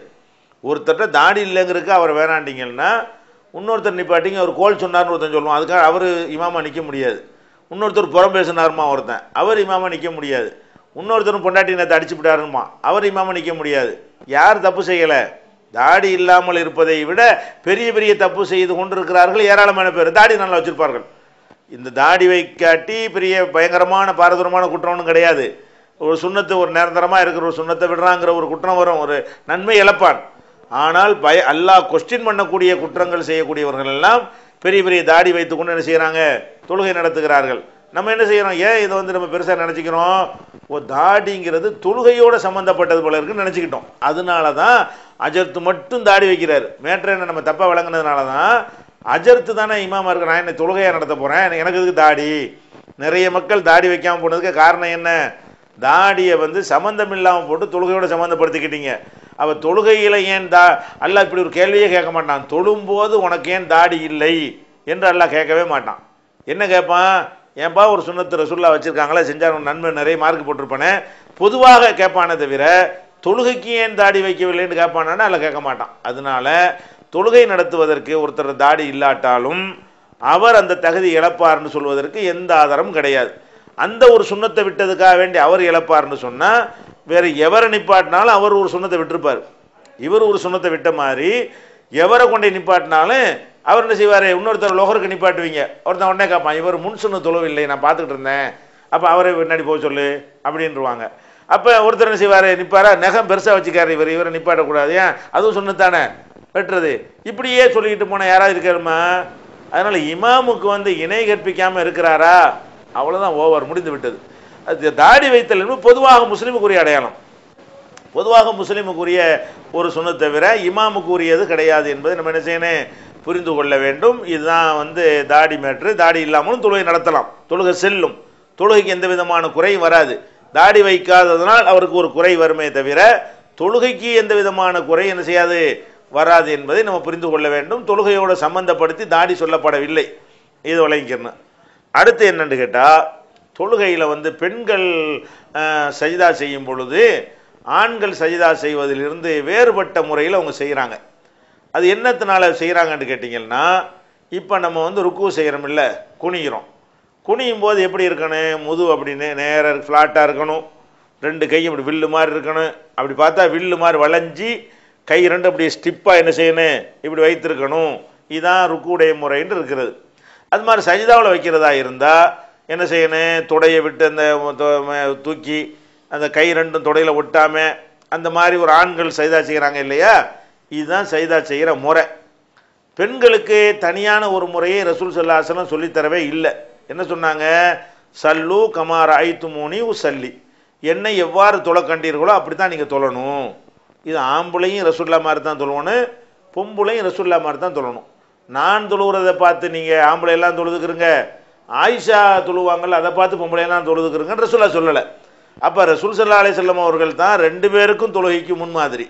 அப்போ அவங்க எப்படி ருக்கு செய்து காட்டினார்களோ அப்படித்தான் ஆம்பளையும் செய்யணும், பொம்பளையும் செய்யணும்.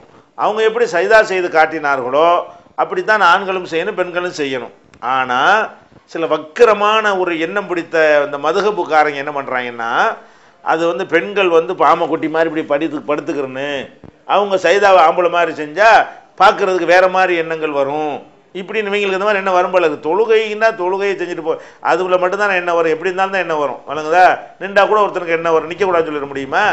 அப்போ இவங்களா ஒரு காரணம் கற்பிருக்கு. மார்க்கத்தில் அல்லா ரசூல் சொன்னதை சொல்லிட்டு போவாங்களா, இவங்களா பொம்பளை குனிஞ்சா எப்படி இருக்கும், பொம்பளை செய்தா செஞ்சால் எப்படி இருக்கும், இந்த இப்படியான ஒரு டைப்பில் இவங்களா ஐடியா பண்ணிக்கிட்டு பொம்பளைக்கு வந்து என்ன செய்யணும், ஆமைக்குட்டி மாதிரி அப்படியே படிஞ்சு தவக்கலை மாதிரி படிந்து கொண்டு செய்தா செய்யணும் என்ற ஒரு முறையை எந்த விதமான குர்ஆனுடைய ஆதாரமும் இல்லாமல், எந்த விதமான ஹதீஸ் ஆதாரமும் இல்லாமல் எவனோ ஒரு கிறுக்கனுக்கு தோன்றியதை என்ன செஞ்சிருக்கிறாங்க, சட்டமாக சொல்லியிருக்கிறார்களே தவிர இதுக்கு மார்க்கத்தில் எந்த ஒரு ஆதாரமும் கிடையாது. ஆம்பளை எப்படி சஜிதா செய்கிறாங்களோ அப்படித்தான் பெண்களும் செய்ய வேண்டும். பெண்களுக்கு தனி முறை இருந்தால் மார்க்கம் சொல்லிடும். பெண்களுக்கு என்ன தனிமுறை, மாதவிடாய் நேரத்தில் தொழக்கூடாதுன்னா மார்க்கம் சொல்லிருச்சு. அது மாதிரி பெண்களுக்கு இதெல்லாம் தனித்தனியாக இருக்கிறதோ அதையெல்லாம் மார்க்கம் வந்து தெளிவாக சொல்லிடும். மார்க்கம் சொல்லாமல் விட்டு செஞ்சோன்னா அனைவருக்கும் பொதுவுண்டு வழங்கி கொள்ளணும். அதனால் பெண்களுக்கு தனி சஜிதா முறை கிடையாது, தனி ருக்கு கிடையாது, தனி இருப்பு கிடையாது. ஆண்கள் பெண்கள் எல்லாருக்கும் ஒரே மாதிரி உள்ளது தான். சஃபில் நிற்கிறீங்களா, ஆண் சபை முன்னாடி பெண் சபை பின்னாடின்னு சொல்ல வேண்டியதெல்லாம் மார்க்கம் பிரித்து சொல்லிருச்சு. எதெல்லாம் பிரித்து சொல்லலையோ அதை போட்டு நீங்கள் பிரிச்சிடக்கூடாது. படைக்கப்பட்ட ஆதி மனிதன் தன் உடன் பிறந்த சகோதரியை எப்படி திருமணம் செய்தான், திருமணம் செய்யாமல் பிள்ளை பெற்றுக் கொண்டாங்களாம். காலப்போக்கில் இந்த செயல் வகி மூலம் நிறுத்தப்பட்டதா? சரி, அதாவது பகுத்தறிவோடு படைக்கப்பட்ட மனிதன் வந்து ஆரம்ப காலத்தில் தன்னுடைய சகோதரியையே திருமணம் செய்து கொண்டானா அப்படின்னு கேள்வி கேட்கிறார். அப்படி செய்து கொண்டான் என்றால் அது வகி மூலம்தான் பின்னாடி நிறுத்தப்பட்டதா அப்படின்னு கேட்குறாங்க. அப்போ ஆதி மனிதன் எப்படி செய்தான் என்பதற்கு வந்து நம்ம பெரிய அளவுக்குலாம் தேடி அலைய தேவையில்லை. ஏன்னு கேட்டால் அல்லாஹ்வுடைய அந்த ஒரு வசனத்திலேயே அந்த கருத்து உள்ளடங்கி இருக்கிறது. என்ன ஒரு வசனம், யா ஐயுஹன்னாஸ், மனிதர்களே, இன்னா ஹலக்னாக்கும் மின் தக்கரின் வ உன்சா, ஒரு ஆண் ஒரு பெண்ணிலிருந்து தான் உங்களை நம்ம படைத்தோம். ஒட்டுமொத்த மனித குலம் முழுவதுமே ஒரு ஆண் ஒரு பெண்ணிலிருந்து தான் என்ன செய்கிறது, வந்து பிறந்தது. அப்போ வந்து இது குர்ஆனுடைய தெளிவான ஒரு பிரகடனம். அப்போ ரெண்டு ஆண் ரெண்டு பெண்ணை எல்லாம் படைச்சிருந்தான்னு சொன்னால் அப்போ வந்து சகோதர சகோதரிகளுக்கு மத்தியில் தான் குடும்பம் நடத்துனாங்கன்னு சொல்ல முடியாது. படைச்சதே ஒரு ஆம்பளை ஒரு பொம்பளைன்னு சொன்னால் அவங்க ரெண்டு பேருக்கும் பிறந்த ஆம்பளை பிள்ளையும் பொம்பளை பிள்ளையும் தான் சேர்ந்துருக்க முடியும். அப்போ அண்ணனும் தங்கச்சியுமாகத்தான் அவங்க இருந்திருக்க முடியுமே தவிர வேற எந்த சோர்ஸுமே இல்லை. ஏன்? அல்லாஹ் படைக்கவே இல்லை. ஒட்டுமொத்த மக்களுக்கும் தகப்பனாகவும் தாயாகவும் படைத்தது ஒரு ஜோடி தான், ஒரு தகப்பன் ஒரு தாய். அந்த 2 பேரிலிருந்து தான் எல்லாமே பெருகுது என்று சொல்லும் பொழுது அப்ப என்ன நடந்திருக்கும்? ஆதம் அலைஹிஸ்ஸலாத்துக்கும் ஹவ்வாவுக்கும் பிறந்த ஒரு ஆணும் அவங்க 2 பேருக்கு பிறந்த ஒரு பெண்ணும் என்ன செய்வாங்க? ஒன்றாக சேருவார்கள். அவர்கள் வழியாக சந்ததி பிறக்கும். இது முதல் மனிதனுக்கு இது நிச்சயமாக இதை தவிர வேற ஒரு வழியே இல்லை என்கிற ஒரு நிலைமை அல்லாஹ்வே ஏற்படுத்தியிருக்கிறான். இப்படி ஏற்படுத்தினதுனால அதில் தப்பும் கிடையாது. ஏன்னு கேட்டால் அந்த மாதிரியான ரூல்கள் வர்றது இன்னொன்று கவனிக்கணும். அல்லாஹ்வுடைய படைப்பை எடுத்துக்கிட்டிங்கன்னா இந்த ஆண் பெண் என்கிற இந்த மேட்டருக்கு தாய் தந்தை அண்ணன் தங்கச்சிங்கிற மேட்டர்லாம் தடையே கிடையாது. இயற்கையை எடுத்துக்கிட்டிங்கன்னா ஆடு மாடுகள்லாம் நீங்கள் எடுத்துக்கிட்டீங்கன்னு சொன்னால் அவைகளுக்கு இதெல்லாம் தெரியாது. அது ஒரு ஆண் இது ஒரு பெண்ணுங்கிறது தான் அதுக்கெல்லாம் தெரியும். அந்த மாதிரி அவை சேர்ந்து கொள்வதெல்லாம் பார்க்குறீங்க. அந்த மாதிரியான துவக்க காலத்து மனிதனை பொறுத்த வரைக்கும் ஒரு ஆண் பெண்ணுங்கிற பார்வையை தவிர வேற ஒரு பார்வை அவங்களுக்கு துவக்கத்தில் இருந்திருக்காது. அல்ல அப்படி வச்சிருக்க மாட்டான். வச்சிருந்தா அவங்க சேர்ந்துருக்க முடியாது. என் தங்கச்சி எங்கள் அண்ணங்கிற மேட்ரு அங்கே இருந்துச்சுன்னு சொன்னால் மனிதகுலம் அவங்களோட முடிஞ்சு போயிருக்கும். அப்போ இந்த மாதிரியான இப்படி மற்ற உயிரினங்கள் எப்படி இந்த விஷயங்களை கண்டு கொள்ளாமல் சேர்ந்து கொண்டு இருக்கிறதோ அது மாதிரியான ஒரு வழிமுறை தான் அன்றைக்கு இருந்திருக்க முடியும். அதே நேரத்தில் மனிதகுலம் பல்கி பெருகக்கூடிய நேரத்தில் அல்லாஹ் என்ன பண்ணுறான்னு கேட்டால் அதுக்குன்னு சில ரூல்களை போடுறான். எதுக்கு அந்த ரூல் போடுறான்? அப்போ தான் ஒருத்தர் கவனிப்பதற்கு இந்த யாரும் யாரோட சேரலான்னு அப்படியான ஒரு நிலைமை இருக்குமையானால் குடும்பங்கிற செட்டப்பே இல்லாமல் போயிடும். அண்ணன் தங்கச்சி மாமா தாய் மாமா இந்த மாதிரியான அந்த ரிலேஷன்ஷிப்பு அதுக்காக நம்ம கவனிக்கணும், அவங்கள மதிக்கணும், அவங்களுக்கு உதவி செய்யணுங்கிற மாதிரியானதெல்லாம் அடிபட்டு போகக்கூடாதுங்கிறதுக்காக வேண்டி ஒவ்வொரு காலகட்டத்திலையும் ஒவ்வொரு விதமாக எல்லாம் என்ன செய்கிறான்? அதற்குரிய விதிமுறைகளை கொடுக்குறான். இது வஹி மூலம் தான் வந்துச்சான்னா வஹி மூலம் வந்துச்சுங்கிறதுக்கு நம்ம குரானே ஆதாரமாக இருக்குதே. குரானில் எல்லாம் என்ன செய்கிறான்?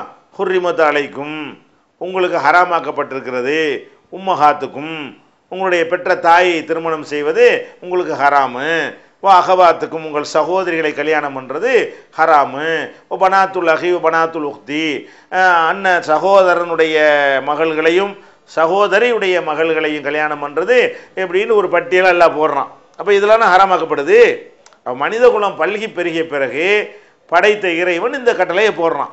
அப்போ பொதுவாக இந்த மாதிரியான ஒரு செயல்கள்லாம் எப்போ குற்றமாக ஆகும் என்று சொன்னால் அல்லாஹ் தடை செய்திருக்கும் போது செஞ்சால் தான் குற்றமாகும். படைச்சவனே அவன் தான் சொந்தக்காரன் நம்ம எல்லாத்துக்கும். அவனே இது பற்றி பிரச்சனை இல்லை, நீங்கள் மனித குலம் பெருகிறது தான் முக்கியம் என்று கண்டுகொள்ளாமல் விட்டுவிட்டான்னு சொன்னால் அது குற்றமாகுமா? அப்போ ஆதம் அலைஹிஸ்ஸலாமுடைய நேரடியான சந்ததிகள் அண்ணன் தங்கைகளுக்கு மத்தியில் உடலுறவு கொண்டு இருந்தார்கள், கண்டிப்பாக இருந்தார்கள். அந்த இருந்தது அல்லாஹ்வால் அனுமதிக்கப்பட்ட காரணத்தினால, தடுக்கப்படாத காரணத்தினால அது ஒரு கேள்விக்கு உரிய மேற்றே கிடையாது.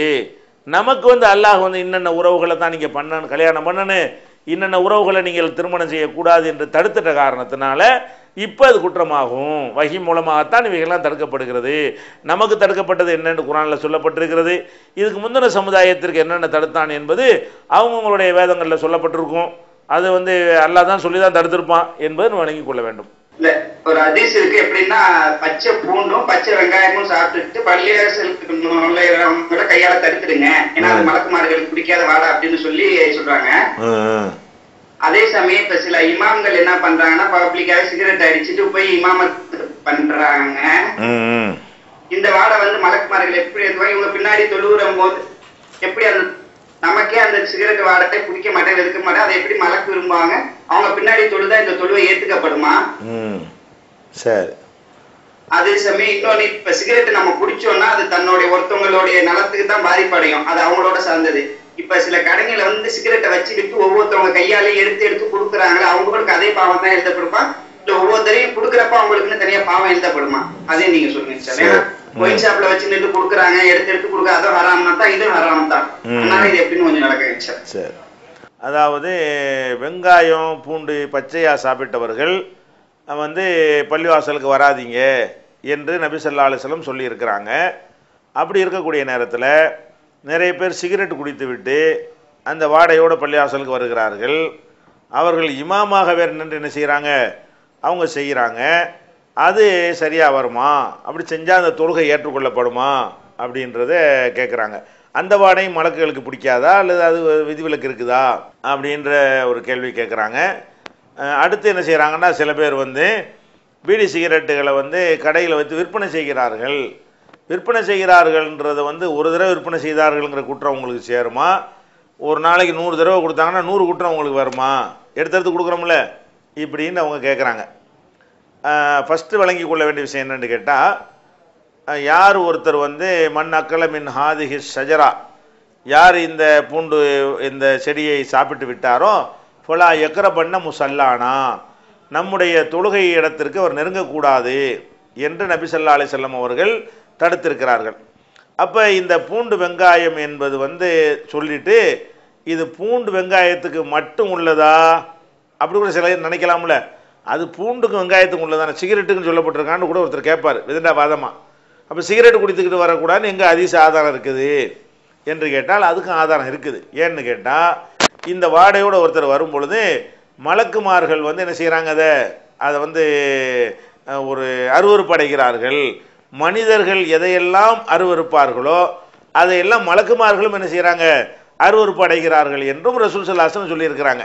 அதனால் நமக்கு ஒரு வாடை அருவருப்பாக இருந்துச்சுன்னு சொன்னால் இது மலக்குக்கு பிடிக்கும்னு என்ன செய்யக்கூடாது, எடுத்துக்கொள்ளக்கூடாது. மலக்குமார்கள் என்ன செய்வாங்க, அதிலிருந்து அருவருப்பு அடைவார்கள். அதிலிருந்து விதிவிலக்கு வந்து இந்த நோம்பாளியுடைய வாயிலிருந்து வரக்கூடிய வாடை, அது வந்து அல்லாஹ்வுக்காக பட்டினியாக இருந்த ஒரு காரணத்தினால அது மட்டும் ஒரு கஸ்தூரி வாடையாக இருக்கும். மனிதர்களுக்கு வேற துர்வாடையாக இருந்தாலும் அல்லாஹ்விடத்தில் ல ஹலூஃபு ஃபமி சாயிமி அத்தியபு இந்தல்லாஹி மினல் மிஸ்கி, கஸ்தூரியை விட அது நறுமணமாக இருக்குன்னு அது ஒன்று தான் விதிவிலக்கு வருதே தவிர பாக்கி எல்லாமே மனிதன் வெறுக்கக்கூடிய வாடைகள் எல்லாம் மலக்குகளும் வெறுப்பார்கள் என்று பார்த்தோம்னா, சிகரெட்டு வாடை எல்லாருக்கும் ஒமட்டிக்கிட்டு தான் வர்றது. சிகரெட்டு பழக்கம் இருப்பவர்களுக்கு மட்டும்தான் அது வந்து ஒரு அருவருப்பாக தெரியாது. தண்ணி அடிக்கிறவனுக்கு அந்த தண்ணியுடைய வாடை என்ன செய்யாது, அவனுக்கு ஒரு பெரிய அருவருப்பாக தெரியாது. மற்ற மக்கள் எல்லாருமே என்ன செய்வாங்க, அந்த வாடையை வெறுப்பாங்க. அது மாதிரி சிகரெட்டுங்கிறதும் என்ன செய்கிறது, ஒரு துர்வாடை தான். வெங்காயம் பூண்டை விட கடுமையான துர்வாடை என்று சொல்லும் பொழுது அவர் ஜமாத்துக்கு வர்றது இருக்கட்டும், நெருங்கக்கூடாதுன்னு சொன்னாலே என்ன செஞ்சிருந்தேன், வரவே கூடாது, வெளியே போப்பா, நீ போய் 1/2 மணி நேரம் கழிச்சு வா, வாடையெல்லாம் போன பிறகு வா என்று அவர் அனுப்பணும்னு சொல்லும்போது அவர் எப்படி தொழுகைக்கு இமாமத்தை அனுமதிக்க முடியும்? அந்த வாடை போகிற வரைக்கும் அவருக்கு தற்காலிகமாக என்ன இருக்குது, அவருக்கு தடை இருக்கிறது. அது வாடை போன பிறகு என்ன செய்யலாம், அவர் வந்து தொழுவும் செய்யலாம், தொழுவிக்கவும் செய்யலாம், தப்பு கிடையாது. ஆனால் அந்த வாடையோட தொழுவிச்சார்னு சொன்னால் அவர் மேலே ஒன்றும் குற்றம் வராதுங்க, நம்ம மேலே குற்றம் வரீங்க.